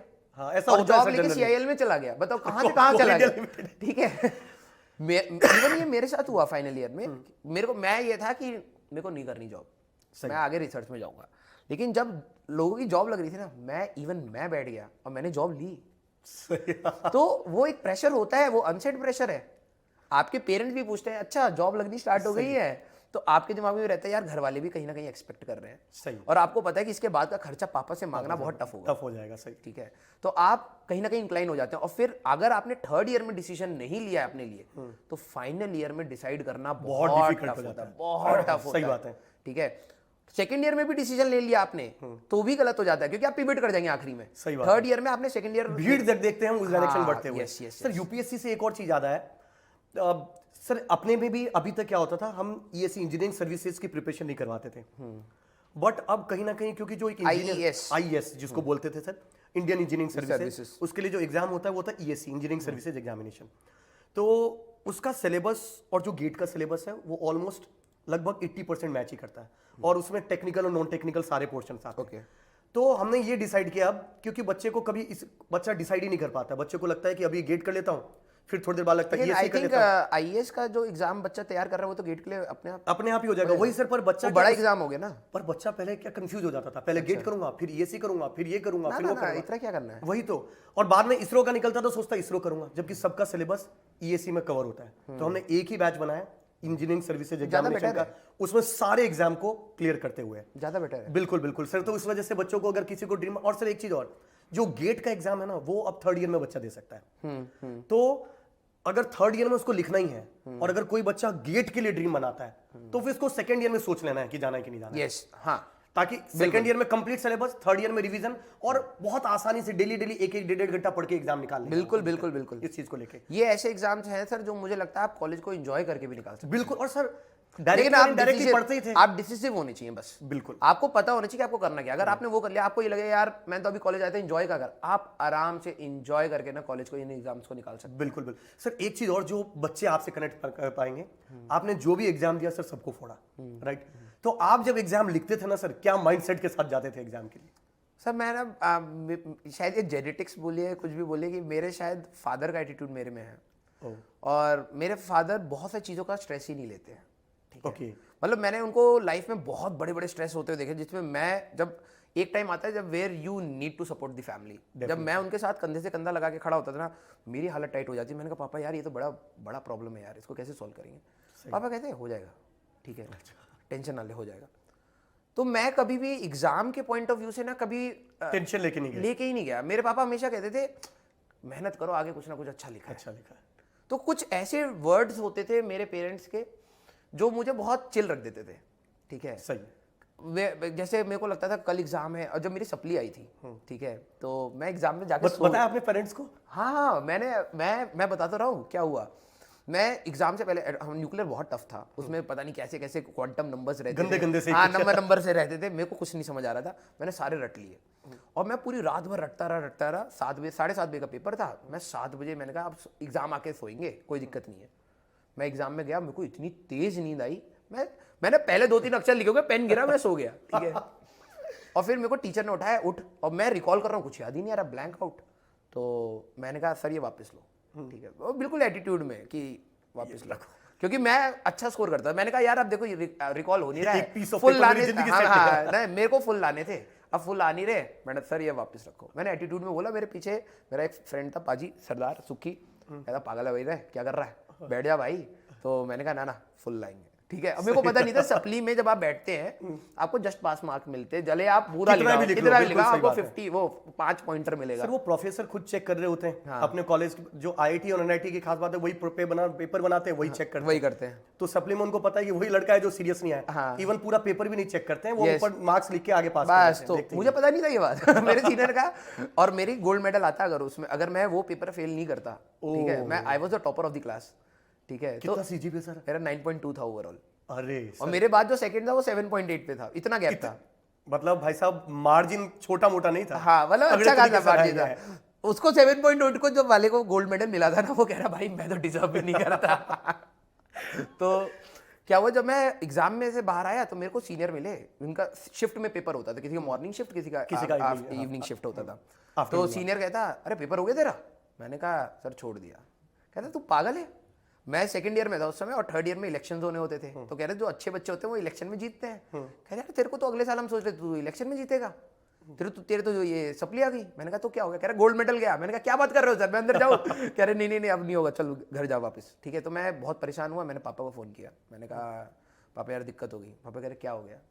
मैंने कहा कि पापा मैं फेल हो जाऊँगा। पापा कहते कौन से सब्जेक्ट में? मैंने कहा न्यूक्लियर। कहते वो इंजीनियर ही क्या जो फेल ना हुआ हो। वाह। मैंने कहा यार मैंने कहा पापा थोड़ी देर बात करते, मैं फोन रखा, भाई एंजॉय से वेट कर रहा हूँ भाई दोस्त आएंगे बात करेंगे। तो मेरे पापा ने वो पूरा स्ट्रेस एक बारी में हटा दिया। सही। और पापा कहते हैं कि ठीक है तुम फेल कर रहे हो, लेकिन मेहनत करना, ये मत सोचना कि आप ऐसी पास हो जाओगे अगली बार। ठीक है, तो मैंने अगली बार जब पेपर दिया तो समझ के दिया। सही बात है, उसको पूरी अंडरस्टैंड सब्जेक्ट की। हाँ, तो मैं कभी भी एग्जाम में जब जाता हूँ तो मैं कोशिश ये करता हूँ, मैं एक तो स्ट्रेस नहीं लेता हूँ। मेरे को लगता है कि नहीं हुआ तो कोई दिक्कत नहीं, हम कुछ ना कुछ बड़े के लिए आए हैं, कर ले जाएंगे। सही। मेरे को अंदर अपने से ये रहता है एग्जाम से मतलब। मैंने भी सर सेम चीज मेरा था, जब पहली बार बैक आई थी तो मैंने स्ट्रेस ले लिया था। उसके बाद मैंने कहा कोई मतलब तो निकलता नहीं है, हाँ, तो स्ट्रेस लेना ही छोड़ दिया मैंने। तो उसके बाद और और उसके आगे बाद बैक आई बाइक, फिर बैक से दोस्ती हो गई। हाँ। बट सर मेरे लिए लकीली मैं इतना मतलब लकी मानता हूँ कि जब प्लेसमेंट वाला दौर शुरू हुआ उससे पहले मैंने अपने सारे बैक निपटा दिए थे।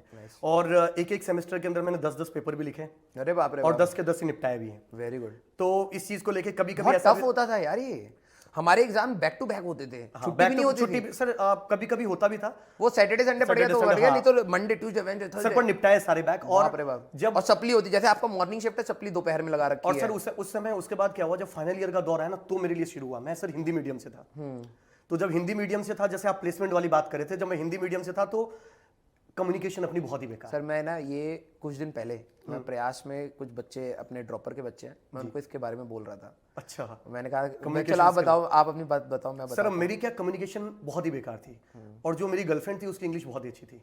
तो हम जब बात कैसे करते थे आप? हाँ, तो सर जब बात करना शुरू किया ना तो दो ही थे, या तो मैं अपनी कम्युनिकेशन अच्छा करूँ या उसकी बिगाड़ूं। तो मैंने उसकी बिगाड़ दी सर। बहुत सही, ये हुई बात, तो वो इंजीनियर वाली हिंदी में बात करना शुरू कर दिया था। सर जब फाइनल ईयर के अंदर प्लेसमेंट का दौर शुरू हुआ था तो मैं रिटर्न सारे निकाल देता था। मेरा मैथ्स बहुत स्ट्रांग था सर, तो मैं मैथ्स मेरे सब में बैक आई थी, कभी मैथ्स के अंदर कभी बैक नहीं आई। अरे बाप रे बाप, मेरी मैथ्स में मैं जस्ट ऐसे जैसे होता 50 में ऐसे नाखून लगा के 50 पे बैठा होता। मेरी मैथ्स इतनी मेरे maths sir 100 even 10th 12th में भी वही था, फुल मार्क्स थे।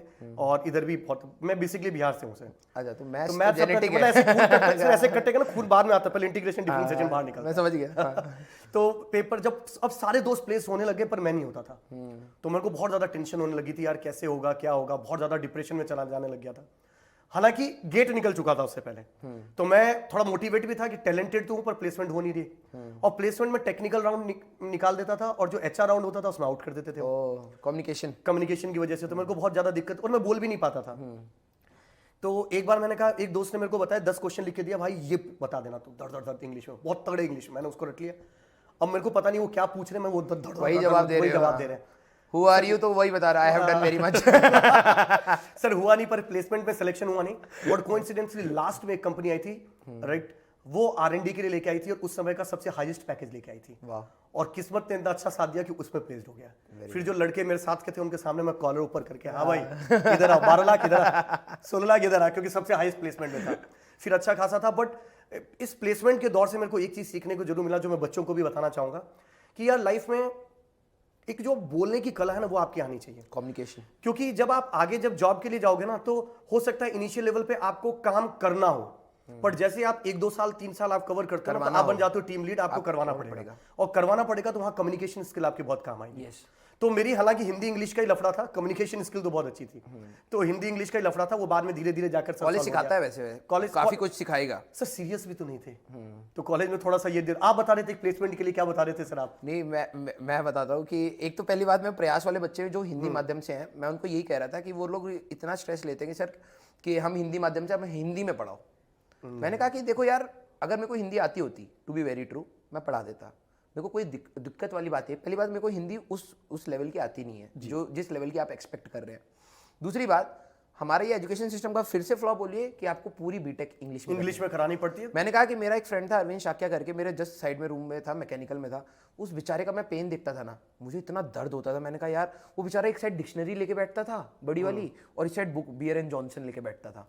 वो बियर एंड जॉनसन का एक वर्ड पढ़ता था, इधर देखता था, इधर इधर इधर। मैंने कहा यार, ये कैसे बेचारा पास होगा? वो नहीं हुआ पास, छोड़नी पड़ेगी उसको। मैं बच्चों को ये कह रहा था कि आपको, ठीक है, आपको इंग्लिश उस सेंस में नहीं आती, लेकिन एटलीस्ट आप बोलना सीखिए। आप इंग्लिश स्पीकिंग कोर्स ज्वाइन कर लीजिए, एटलीस्ट आपको ये समझ आ जाएगा आपका प्रोफेसर जो बोल रहा है वो आप कॉपी में तो नोट डाउन कर पाए। सर पर जो कॉलेज में अगर आप दोस्तों इंगेज भी हो जाते हैं ना, एक्टिविटीज जो होती है, तो आपकी इंग्लिश ठीक हो जाती, थोड़ी बहुत हो जाती। मतलब आप मेरे से भी पूरे फर्स्ट ईयर में सर बच्चे गए थे, मैं तो फिर भी ठीक ठाक कंडीशन पे था, बट कुछ ऐसे थे जो बोल नहीं पाते थे। हिंदी छोड़ो आप, मतलब इंग्लिश छोड़ो, हिंदी में भी नहीं बोल पाते थे। फाइनल ईयर में क्या ही जबरदस्त उनकी कम्युनिकेशन स्किल थी। तो कॉलेज की एक्टिविटीज में अगर पास, जैसे डिबेटिंग वो ग्रुप्स होते हैं सर, वहाँ कॉलेज में डिबेटिंग भी चलती है, डिबेट होती है, एक्सटेम्पोर स्पीच की, तो उसको आप ज्वाइन करिए। अगर आपको लगता है कि आपकी कमी है, ज्वाइन करिए, ठीक है। ज्यादा से ज्यादा क्या होगा, बेइज्जती होगी। सही। लेकिन अगर आपने वो ओवरकम नहीं करा ना तो आप कभी बोल ही और नहीं इंजीनियर की इज्जत कौन सी होती है कि बेइज्जती नहीं हो होती जाए? यार। हर कोई वो लोग कहते हैं, आप देखोगे ना मेजोरिटी मूवीज हमारे पे इसलिए बनाई जाती है क्योंकि इजी टारगेट Easy है, target वो खुद अपना मजाक बना रहे हैं। सही बात है। और सर एक चीज और, मतलब 11th-12th में जो बच्चे पढ़ रहे हैं ना, सबसे खास बात है वो जो कंसेप्ट जो पढ़ रहे हैं, मुझे ऐसा लगता है हिंदी में बहुत डिफिकल्ट होता है एज कम्पेयर टू इंग्लिश। जब मैंने इंजीनियरिंग में जाके कंपेयर किया तो बहुत ज्यादा मेरे को डिफिकल्टी फील हुई। मतलब आप कैपेसिटर पढ़ोगे ज्यादा अच्छा है। Yes. अगर उसको संधारित्र करोगे और कंफ्यूज हो जाओगे, पता नहीं कहां से चार्ज जा रहा है, क्या चल रहा है। तो इंग्लिश थोड़ा सा कंफर्टेबल होगा और आपको जितनी भी स्टैंडर्ड बुक्स मिलेंगे, सारी चीजें मिलेगी, जो रेफरेंस होगी वो सब इंग्लिश में होगी। तो ट्राई करिएगा टर्म्स, ये सारी चीजें। और सर सोचते हम जो इंडियन है वो हिंदी में ही है। हाँ हाँ हाँ Right? हाँ, बिल्कुल बस बिल्कुल। टर्म्स की बात होती है हिंदी इंग्लिश की, तो टर्म्स आप करोगे तो चीजें निकल यस जाएगी। Yes yes. लेकिन आपको सर आगे के जितने भी एग्जाम्स हैं खुद समझना है, ये चीज़ बच्चों को समझना पड़ेगा, जो 11th-12th क्लास के बच्चे भी इस पॉडकास्ट को देखेंगे, कि आगे आप कोई भी एग्जाम दोगे, अगर यूपीएससी वाले को हटा दिया जाए, ठीक है, आपकी जॉब गवर्नमेंट जॉब के वाले सेक्टर में आपका तब भी चलिए, मैं कहूँगा प्रशासनिक फॉर्म में तो हिंदी में ही रहता है, सारे लेटर्स भी आपके हिंदी में ही रहेंगे मेजोरिटी, लेकिन मेजोरिटी पेपर आपके अब अंग्रेजी में ही होने वाले हैं। सही बात है। यस। तो आई थिंक बच्चों को ये चीज़ सोचनी पड़ेगी कि इंग्लिश में स्विच करना ही पड़ेगा, ठीक है। और दूसरी बात जो आपने कम्युनिकेशन वाली बात बोली, वो आपको कॉलेज लिफ्ट अप कराएगा, और वो अगर आप करेंगे, जैसे आपने कहा कि आपको पहले सीखना पड़ेगा, बाद में करवाना पड़ेगा। मेरे पापा कम्युनिकेशन स्किल में जब मैं कॉलेज में गया था तो एक और बात बोली थी, अभी मेरे को एग्जैक्टली याद आई, कि कुछ इंसिडेंट हो गया था, मेरी किसी से लड़ाई हो गई थी, और मैंने कुछ ऐसा बोला नहीं था, बस मैंने कुछ ऐसी चीज़ बोल दी थी जो चीज़ नहीं बोलनी चाहिए थी, वो पर्सनल हो गई उसके लिए, तो उसकी वजह से लड़ाई हो गई थी। तो वार्डन ने पापा को फ़ोन किया था, तो मेरे पापा ने बस मेरे को एक बात बोली थी कि लाइफ में बेटा एक चीज़ याद रखना, क्या बोलना है वो बहुत इंपॉर्टेंट है, और जो नहीं बोलना है ना वो सबसे ज़्यादा इंपॉर्टेंट है। बहुत ही बढ़िया। तो आपकी कम्युनिकेशन स्किल रिवॉल्व करती है क्या नहीं बोलना है। क्योंकि बोलना तो यार, अगर मैं आपको किसी भी व्यक्ति को अगर आप फ्री छोड़ देंगे तो कुछ भी बोल सकता है। सही बात वो गाली भी दे सकता है, बहुत अच्छा भी बोल सकता है, मोटिवेट भी कर सकता है, डिमोटिवेट भी कर सकता है। सही। किस मोमेंट पर आपको क्या बोलना है और क्या नहीं बोलना है, अगर आपको दोनों का ज्ञान है तब तो बस आप खेल गए सर, फिर तो आपको कोई बीट नहीं कर सकता। यस। डिप्लोमेटिक टाइज अगर इंडिया के इंप्रूव हो रहे हैं तो किसकी वजह से हो रहे हैं? It's all about speaking. बिल्कुल सही बात है सर। और सर जो आप मैकेनिकल की बात कर रहे थे ना, बच्चों की हिंदी इंग्लिश, एक मैकेनिकल का हमारे मतलब मेरे ग्रुप में सर ज्यादातर लोग जो थे वो मैकेनिकल के थे। हाँ, उस समय दौर ही मैकेनिकल का चल रहा था। हाँ। तो मैकेनिकल के काफी अच्छे दोस्त मैं खुद मैकेनिकल के लिए इतना क्रेज था यार, मैकेनिकल जब वहां पर गए, जो वर्कशॉप होती थी उसमें भट्टी में वो स्मृति कराते थे भाई, और वो रगड़ते भी थे, और फाइलिंग करवाते थे फर्स्ट ईयर में। मैंने कहा ये क्या है भाई, ये थोड़ा करना है।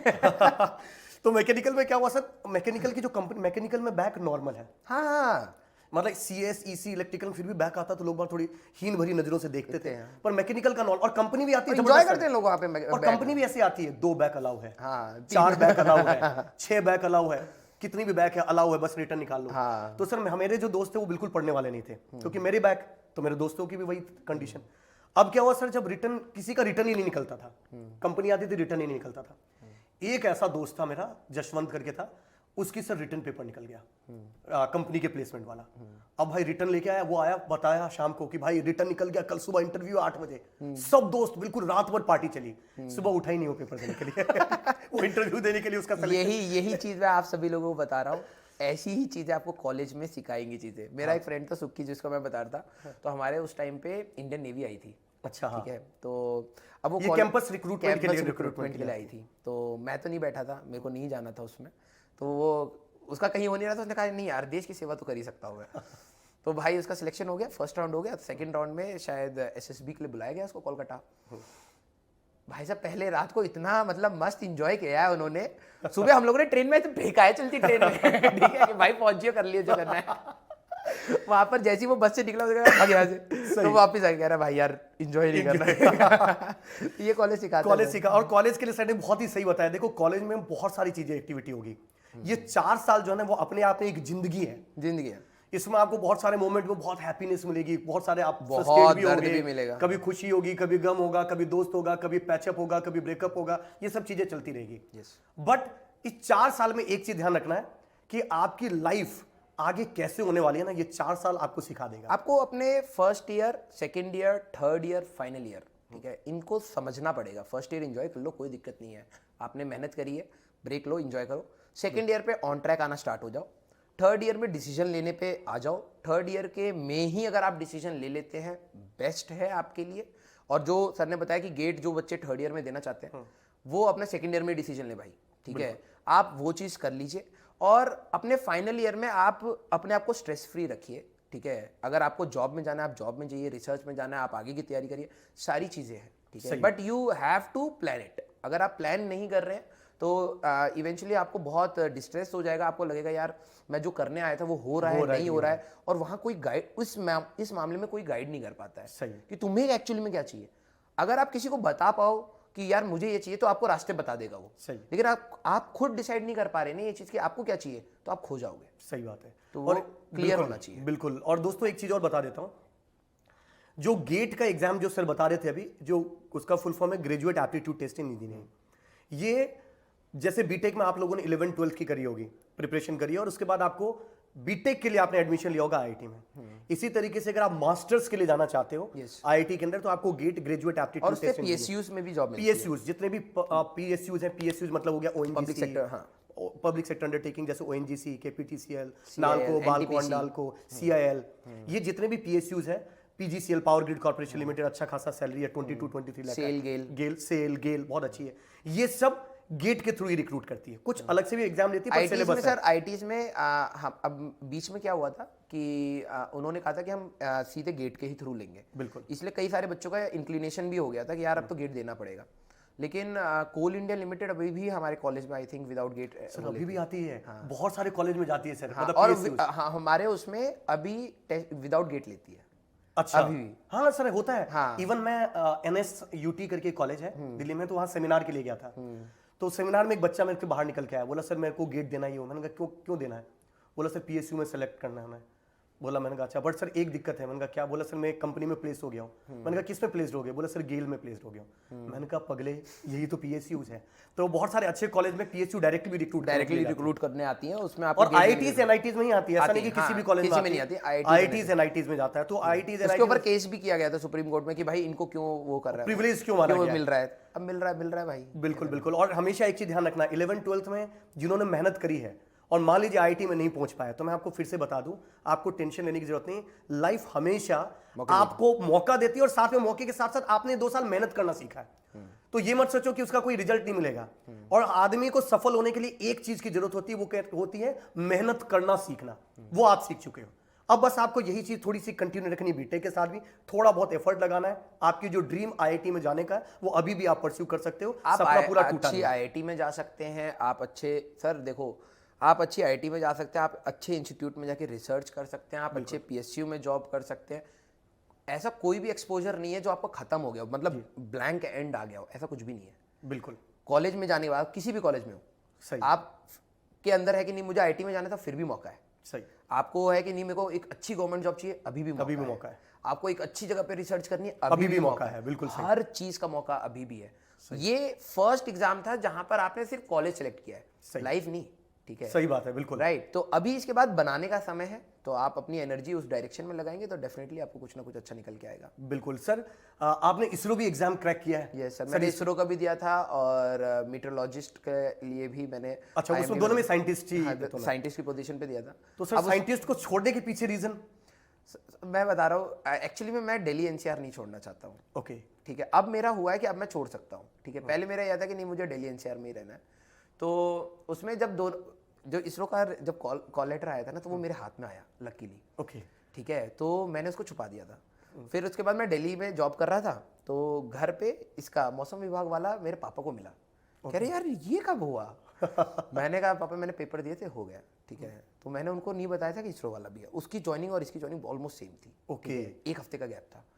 तो मेरे पापा ने फिर, भाई साहब, पापा मम्मी ने कहा अरे यार मिल रही है पोस्टिंग, और उसमें पोस्टिंग लिखी हुई थी कि इसकी IJI एयरपोर्ट पे है। ओके। तो पापा ने कहा यार IJI एयरपोर्ट पे क्या दिक्कत है तेरे को, ठीक है, दिल्ली में है, आराम से एंजॉय करियो। इतना प्रेशर हुआ कि मेरे को ज्वाइन करना पड़ा घर पे कि यार गवर्नमेंट जॉब ऐसी नहीं होती, सबको नहीं मिलती, कर ले। तो मैंने कहा ठीक है कर लेते हैं, ठीक है, पास में ही है, और टीचिंग मेरा अब इंक्लिनेशन आ गया था कि मेरे को अब पढ़ाना है। तो मैंने कहा ठीक है गवर्नमेंट जॉब के साथ पढ़ा भी लेंगे, क्या जा रहा है। सही बात है। फिर मैंने वहाँ पर इसलिए छोड़ा because of the Delhi NCR region. Okay. ठीक है, मुझे दिल्ली एनसीआर नहीं छोड़ना था और मेरे को मेट्रोलॉजिस्ट की जॉब यहाँ पर क्यों करनी पड़ी, जस्ट बिकॉज वो दिल्ली एनसीआर में पड़ गया था। पालम पे मेरा पोस्टिंग था और मेरे घर वाले थोड़े से कह रहे थे कि यार ठीक है, बहुत अप्स एंड डाउन तू कर रहा है अपने करियर में, एक बार इसको कर ले, उसके बाद डिसाइड कर लियो, एटलीस्ट एक कांस्टेंट पिच आ जाएगी तेरी लाइफ में। तो मैंने उसको सर 2 साल किया और फिर रोहित गुप्ता सर के साथ मैं पहले पढ़ाता था। ओके। तो रोहित गुप्ता सर अलग सर के साथ आ गए थे उस समय पीडब्ल्यू में। तो फिर अलग सर से बात हुई and all, Rohit Gupta sir मेरे को मतलब इंट्रोड्यूस करवाया एंड ऑल, सारी चीज़ें प्रोसेस। तो फिर मैंने फिर वो वाली जॉब भी, और वो छोड़ना, गवर्नमेंट जॉब छोड़ना, जितना पाना डिफिकल्ट है उससे छोड़ना उससे ज़्यादा डिफिकल्ट है भाई साहब। मैं क्या क्या बताऊँ, मैंने क्या क्या घर पे प्रोमिस किए, ठीक है।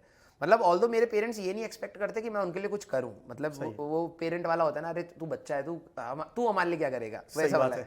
तो लेकिन मैंने पेरेंट्स को बोला कि नहीं पापा, मैं ना थोड़ा सा रिस्क लेना चाहता हूँ अभी भी, ठीक है। क्योंकि मैंने बहुत पिवट करे, मैंने स्टार्टअप किया, स्टार्टअप फेल हुआ, फिर मैंने टीचिंग करा, फिर टीचिंग में मन नहीं करा, फिर मैंने उसको छोड़ करके अपने ये सारे एग्जाम्स दिए, फिर उसमें एग्जाम में सिलेक्शन होने के बाद मैं कह रहा हूँ मेरे को ये नहीं करना, मेरे को टीचिंग करनी है, ठीक है।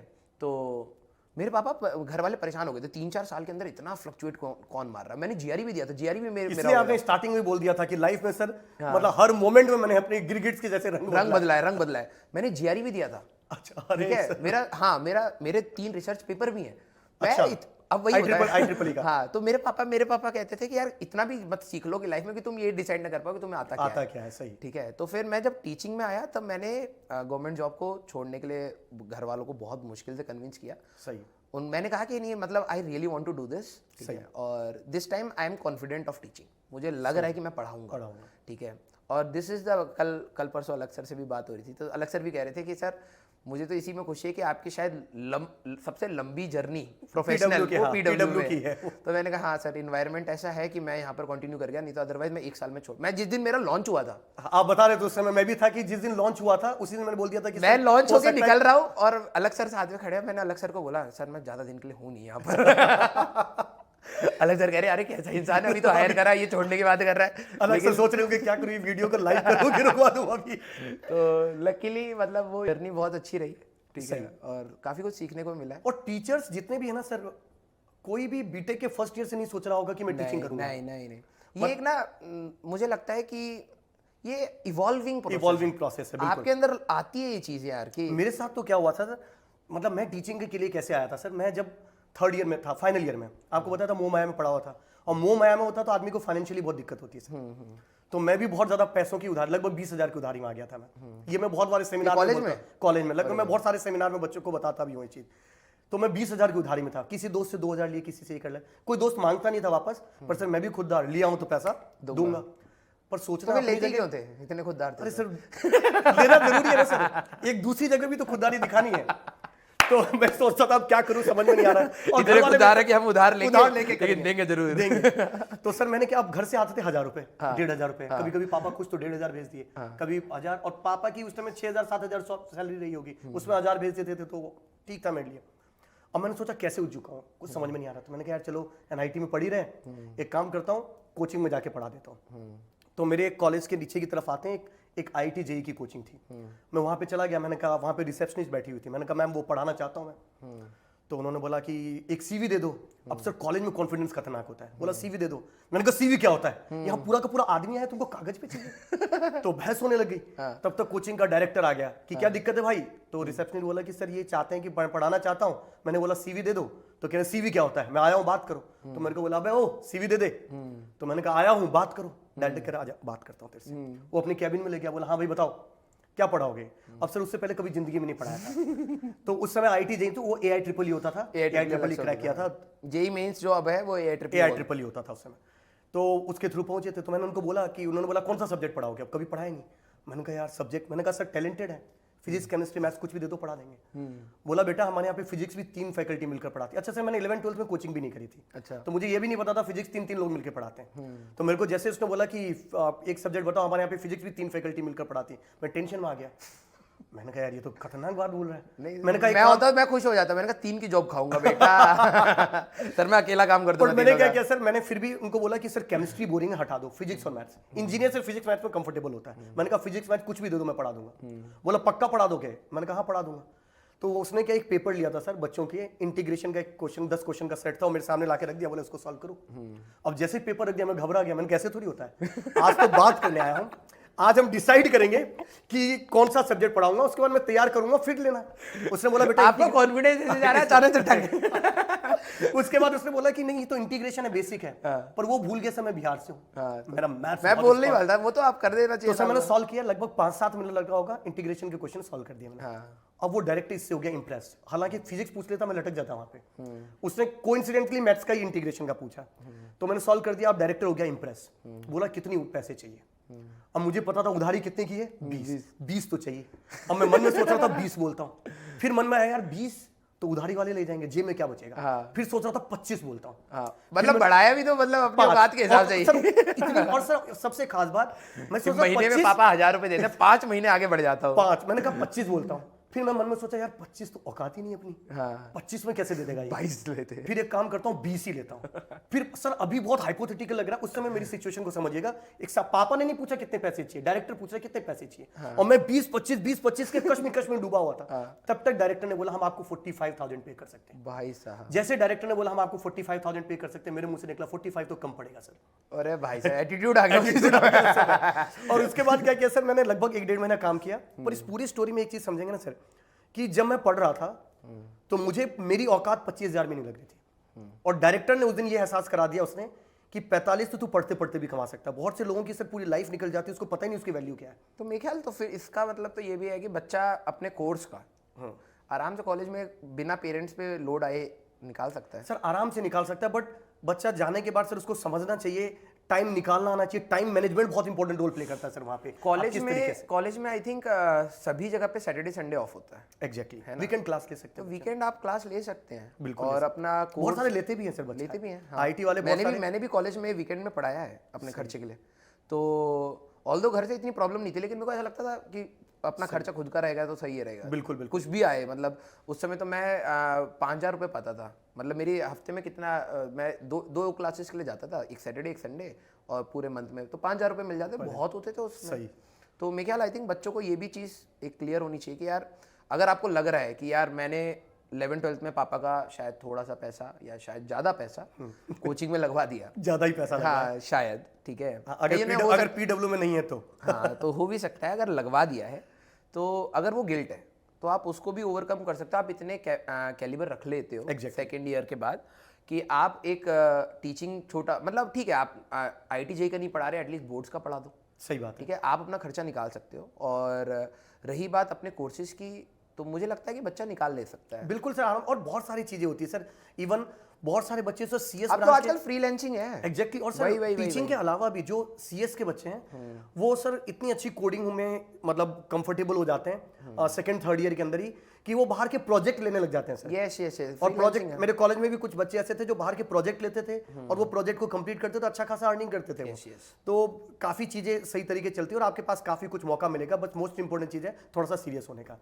सर एक बार बच्चों को थोड़ा सा और गाइड करिएगा एक चीज को लेके कि IIT में पहुंचना नहीं पहुंचा, जो भी है उनके लाइफ का ट्रैक, उनको जिंदगी में जो सफल होना है किसी भी तरीके से, चाहे उनको रिसर्च में जाना है या फिर उसको PSUs के अंदर जाना है या फिर उसको वापस से IITs के अंदर जाना है, राइट, या फिर उसका कोई और है कि प्राइवेट कंपनीज के अंदर जाना है या फिर गवर्नमेंट कंपनी में जाना है, किसी का ड्रीम होगा इसरो जाना है। सर वहां तक 3-4 स्टेप में कैसे पहुंच सकता है और कॉलेज के अंदर वो उस टाइम को कैसे, क्योंकि प्रिपरेशन तो सर वही टाइम है 24 घंटे, उसी में उसको मजे भी करने हैं, उसी में उसको पढ़ना भी है, उसी में उसको कॉलेज भी जाना है, उसी में उसको असाइनमेंट भी बनाना है, उसी में पता चला बाबू सोना है तो उसको खाना भी खिलाना है। तो ये सारा मैनेजमेंट वो कैसे करेगा इस कॉलेज के अंदर सर बच्चा? सर मेरे को लगता है इनफ टाइम है, सिलेबस बहुत ज़्यादा नहीं है, ठीक है, आप आराम से मैनेज कर सकते हैं। अब वही बात है, यहाँ पे 2 टाइप के बच्चों को मैं एड्रेस करूंगा जी। एक, जिनको ये नहीं पता उनको आगे करना क्या है, वो समय के साथ इवॉल्व करते हैं, समय के साथ जानते हैं, ठीक है, कि मुझे ये करना है या नहीं करना है, वो समय के साथ है।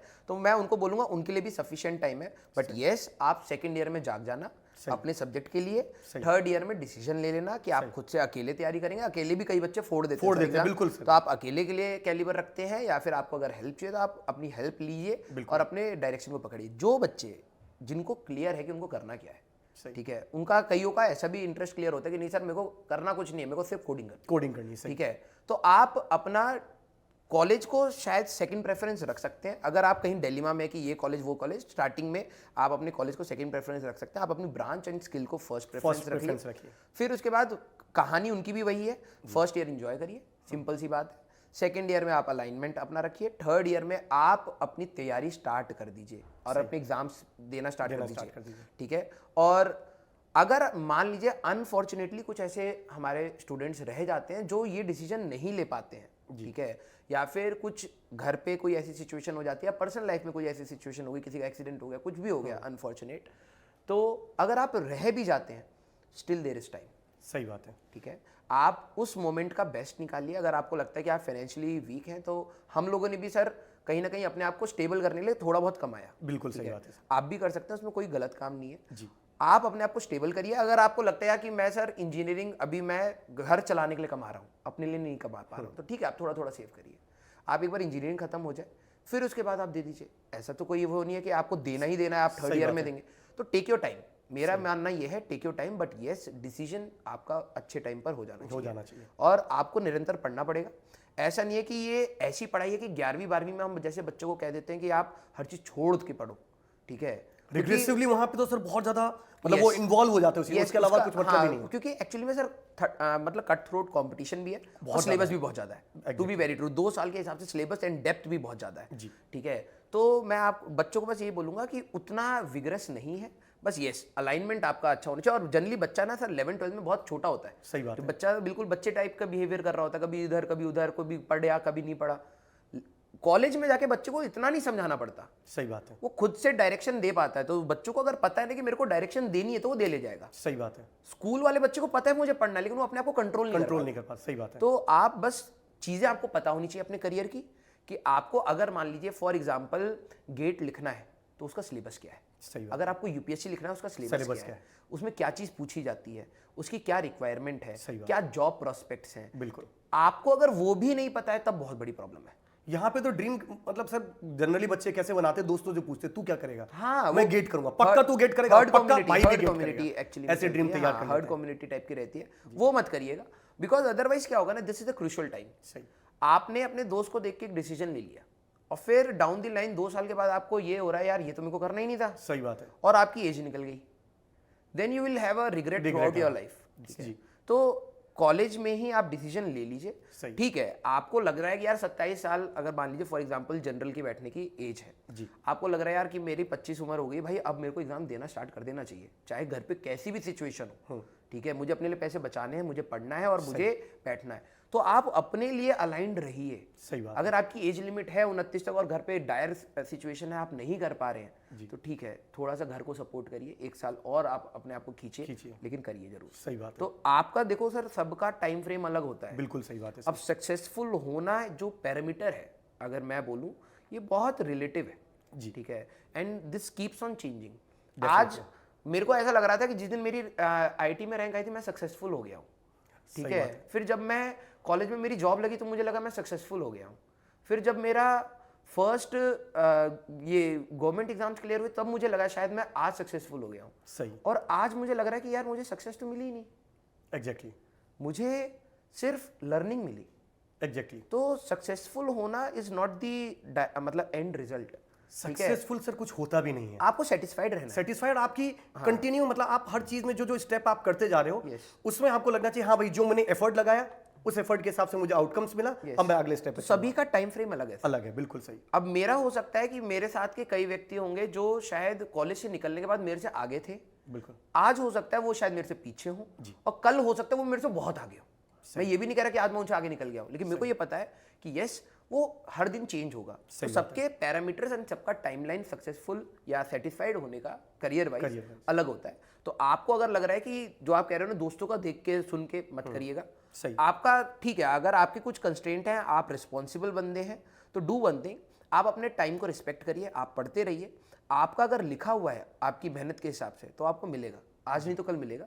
बट यस आपको डायरेक्शन आपको ही देना है, कोई और हाँ डायरेक्शन आपको देना है। आपको पता होना चाहिए कि आप कौन से एग्जाम्स में बैठने वाले हैं, आपको उन एग्जाम्स का क्राइटेरिया क्या है, उनकी एज लिमिट क्या है, पेपर का पैटर्न क्या है, पेपर का सिलेबस क्या है, साल में कितनी बार पेपर होता है, कब होता है। अब फरवरी में आपका गेट का पेपर हुआ, फरवरी में अब बच्चों को यही नहीं पता है वो जनवरी में जागे कि यार मेरे को ना गेट देना है यार, अब पता लगा डेट ही निकल चुकी है, फॉर्म अक्टूबर में फिल हो गया, अब नेट देना है, नेट साल में 2 बार हो रहा है, जून अटेम्प्ट हो रहा है, दिसंबर अटेम्प्ट हो रहा है, अब उनको यही नहीं पता है कि जागना कब है।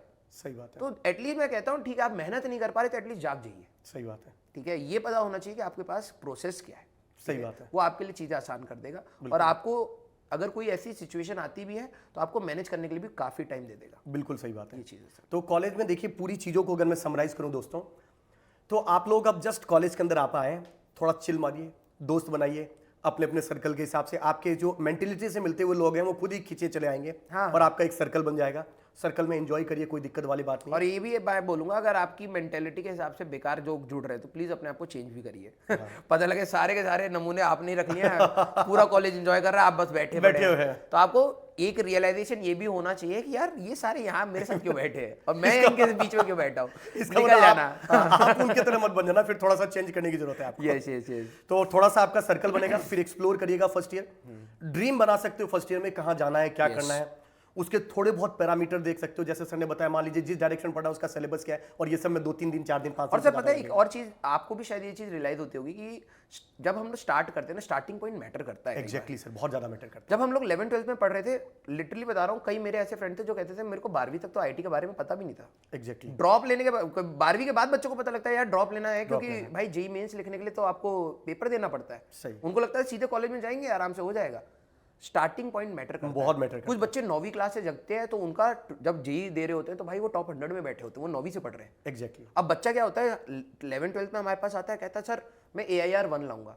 अब बोलने में हमें भी दर्द हो रहा होता है कि भाई AIR 1 की तैयारी 11वीं से नहीं 9वीं से है। 9वीं से करनी। वही सिलेबस आप 9th का सिलेबस 11वीं में आ रहा है, 10th का सिलेबस 12वीं में आ रहा है, तो आप वहां से बेस बना रहे हो। आप एक्चुअली में थोड़ा सा पीछे हो गए, लेकिन एंड नहीं है। सही बात है। ठीक है, आप अभी भी मेहनत कर सकते हो। सही। तो आपका स्टार्टिंग पॉइंट मैटर करता है। तो जो बच्चे अभी भी डिलेड डिसीजंस लेंगे, सही। पता तो उनको लगे जाएगा लाइफ में, जब वो 30 बार पहुंचेंगे यार इतने ऑप्शन चले गए हाथ में। सही तो बात। आप एटलीस्ट जागरूक रहिए, वो चीज है। और अपने अगल बगल की चीजों को भी, सराउंडिंग्स को भी देखो, कितनी सारी अपॉर्चुनिटी मिल रही है। यस। और आपको एक बहुत ज्यादा ग्रेटफुल भी होना चाहिए कि आप इस सिचुएशन के अंदर हो, आप इस जनरेशन के अंदर हो जहां पर सारी चीजें ऑनलाइन है सर। बिल्कुल। इतने सारे ऑप्शन आप गूगल पे जाके सर्च करोगे ना, आपको हज़ारों लोग मिलेंगे आपको मेंटरशिप प्रोवाइड करने के लिए। इन्फॉर्मेशन भी है, मिस इन्फॉर्मेशन बिल्कुल, आपको मिस गाइड भी हो सकते हो, गाइड भी हो सकते हो। इसीलिए प्रॉपर थोड़ा सा रिसर्च, वो उसमें भी रिसर्च करना पड़ेगा, पर आपको मिल जाएगा।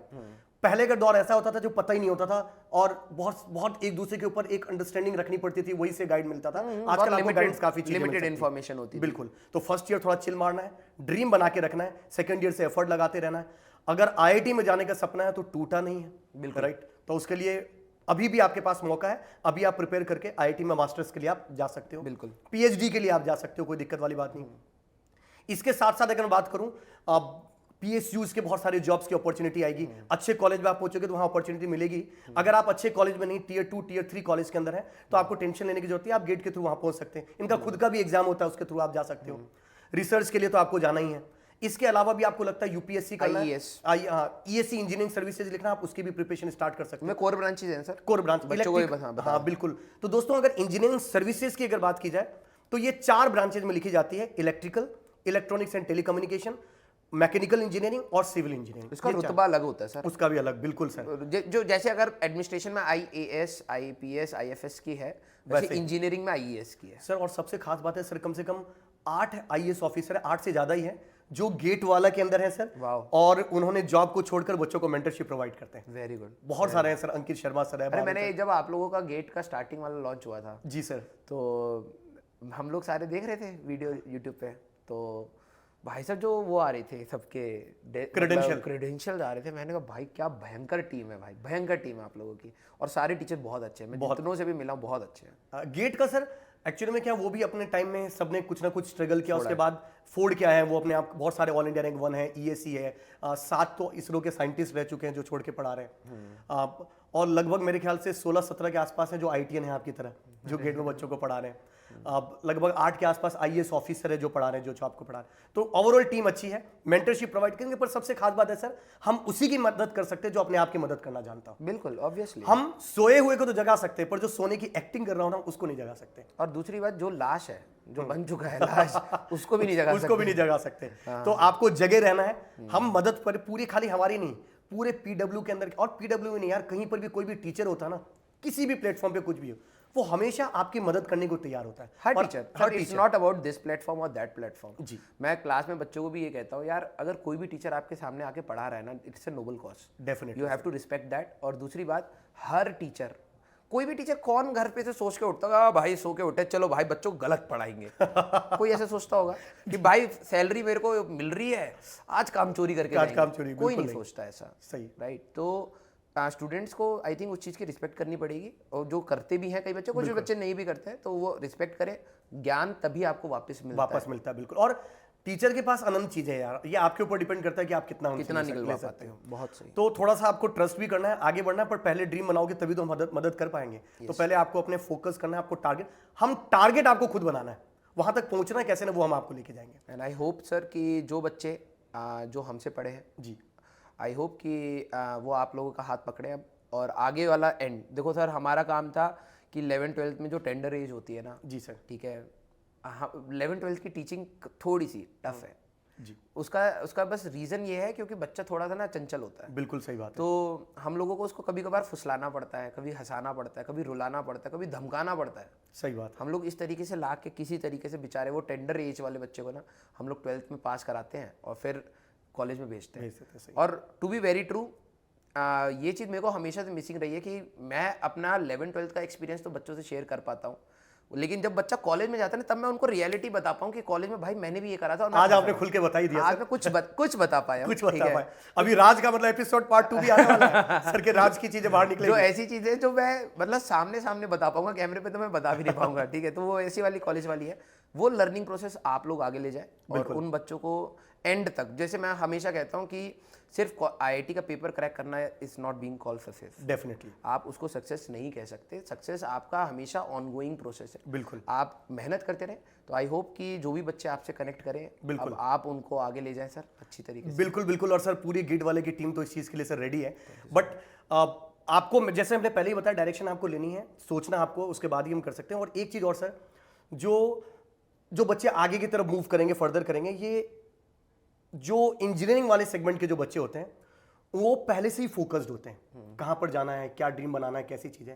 तो आपने ये चीज सही बोला, 11th-12th के थोड़े चंचल होते हैं, कभी इधर भटक जाते हैं, उधर भटक जाते हैं, आपको काफी सर यहाँ पे फोकस्ड होते हैं। यहाँ पर हार्ड कोर टीचिंग की जाती है सर। यहाँ पर टीचर आपको कंसेप्ट बताएगा, ट्रिक बताएगा, आप छोटे भी कंसेप्ट पूछोगे तो उसको वो रिप्लाई करेगा, और उनको पता है कि आपके छोटे छोटे कंसेप्ट हैं, उसको रिस्पॉन्स करने से ही आप बड़े बड़े चीजों को समझ सकोगे। तो वो आपको पूरा गाइड करते हैं इन सब चीजों को लेके, और बहुत प्राउड भी फील करते हैं। और सर यहाँ पर आकर काफी गेट, ईएससी एक ऐसा सेगमेंट है, या यूपीएससी की अगर बात करूं, एक ऐसा सेगमेंट है जिसमें जो बच्चा वेल डिसिप्लिन्ड होता है वही उस डायरेक्शन में आगे बढ़ पाता है। ऑब्वियसली चीज के लिए हम लोग 11th-12th में जब बच्चे को पढ़ाते हैं, ठीक है, हम लोग मजाक करते हैं, ठीक है, और हंसी मजाक भी होता है, डांटना भी होता है, धमकाना भी होता है, ये सारी चीज़ें पार्ट है, पार्सल है टीचिंग की, ठीक है। वो these are the spikes basically, वो हमें एक्सेलरेटर और ब्रेक्स बेसिकली उस टाइप का टीचिंग में वो करना पड़ता है। आपका जब ये बच्चा आगे जाएगा तो उसको समझना पड़ेगा कि भाई अब 11th-12th की जैसी पढ़ाई नहीं होगी। सही, ठीक है, टीचर आपको गाइड, अब जैसे मेरे पापा कहते हैं कि मैं एक दिन परेशान हो गया था ऑनलाइन से, तो मैंने कहा यार मेरे को नहीं समझ आता मैं किनको पढ़ा रहा हूँ। ठीक है, वो पढ़ना भी चाहते हैं, नहीं पढ़ना चाहते। मेरे पापा ने फिर एक बात बोली, तुम क्यों लोड ले रहे हो, तुम्हारा काम सिर्फ गाइडेंस देने का है। हमारे टीचर हमें सिर्फ मार्गदर्शन करते थे, चलना हमें होता था। सही बात है। हमें टीचर बताता ये किताब में ये क्वेश्चन कराना, वो हमारी रिस्पॉन्सिबिलिटी करने की। सही आजकल टीचर हो गया कि भाई 10 मैं करा देता हूँ, तू देख लियो भाई। सही बात है, वो चेंज हो गया पैटर्न। लेकिन यस, आपको जो बच्चे मिलेंगे, जो भी बच्चे आगे जाके पढ़ेंगे, बेटा आप ये मान लीजिएगा कि टीचर आपका एग्जाम नहीं लिखने वाला। सही, करना एट द एंड आपको ही है। वो गाइडेंस देगा, उस गाइडेंस को जो ध्यान से समझ ले, रिस्पॉन्सिबिलिटी के साथ समझ ले, वो आगे निकल जाएगा। बिल्कुल बिल्कुल। तो दोस्तों काफी कुछ आपको इस सेशन में, मेरे ख्याल से जो बच्चे सर कॉलेज में गए होंगे और आपकी 4 साल की स्टोरी में बच्चे खुद की अपनी 4 साल कैसे जीने वाले हैं, वो सबको वैसे ही मिलेगा ऐसे। हाँ, और सबकी लोग देखो सर, आईआईटी से, मैं एनआईटी से हूँ, बट लाइफस्टाइल देखोगे ना ऑलमोस्ट आप पहले टियर 2 टियर 3 कॉलेज से भी होंगे, आपकी भी लाइफस्टाइल वैसी होने वाली है। मेरे भी ऐसे कई फ्रेंड्स हैं सर जो टियर 2 और टियर 3 में हैं, थे मतलब, वो आज मेरे साथ ही है ना। बिल्कुल। और कुछ तो ऐसे हैं टियर 3 कॉलेज के बाद उनकी लाइफ और ज्यादा तगड़ी हो गई है, तगड़ी भी हो गई, राइट। जो आईआईटी में बंदे उनसे तो ऑल अबाउट द एटीट्यूड। आप पीछे नहीं हो, ना ही आप आगे हो, आप अपने हिसाब से परफेक्ट हो। बट हाँ, जिंदगी में आगे बढ़ने के लिए आपको मेहनत करते रहना है, टाइम मैनेजमेंट करते रहना, कॉलेज की चीजों को एक्सप्लोर करते रहिए, पढ़ते रहिए, स्किल सेट इंप्रूव करिए। हाँ, अपनी कम्युनिकेशन स्किल करिए, और जो स्किल है वो आपके पास एक अच्छी होनी चाहिए, क्योंकि स्किल के बेसिस पे आपको चाहे प्राइवेट, चाहे गवर्नमेंट, चाहे रिसर्च, कुछ भी जो आप करोगे वो स्किल बेसिस पे चीज होने वाली है। तो ड्रीम बनाओ, फोकस करिए। तो दोस्तों, काफी कुछ आपको आज के इस सेशन से सीखने को मिला होगा, और जो सर ने, राजवंत सर ने आप लोगों को जिस तरीके से गाइडेंस बताया, कैसे करना चाहिए, कैसे ड्रीम बनाना चाहिए, कैसे टाइम मैनेजमेंट करना चाहिए, कैसे ब्रांच सेलेक्ट करना चाहिए, उन सब चीजों पे आप सोचोगे और जिंदगी में आप बहुत सक्सेसफुल होंगे, ऐसी हम शुभकामनाएं करते हैं। Rajwant sir, thank you very much इस सेशन के लिए। तो दोस्तों, thank you very much, all the very best, जय हिंद।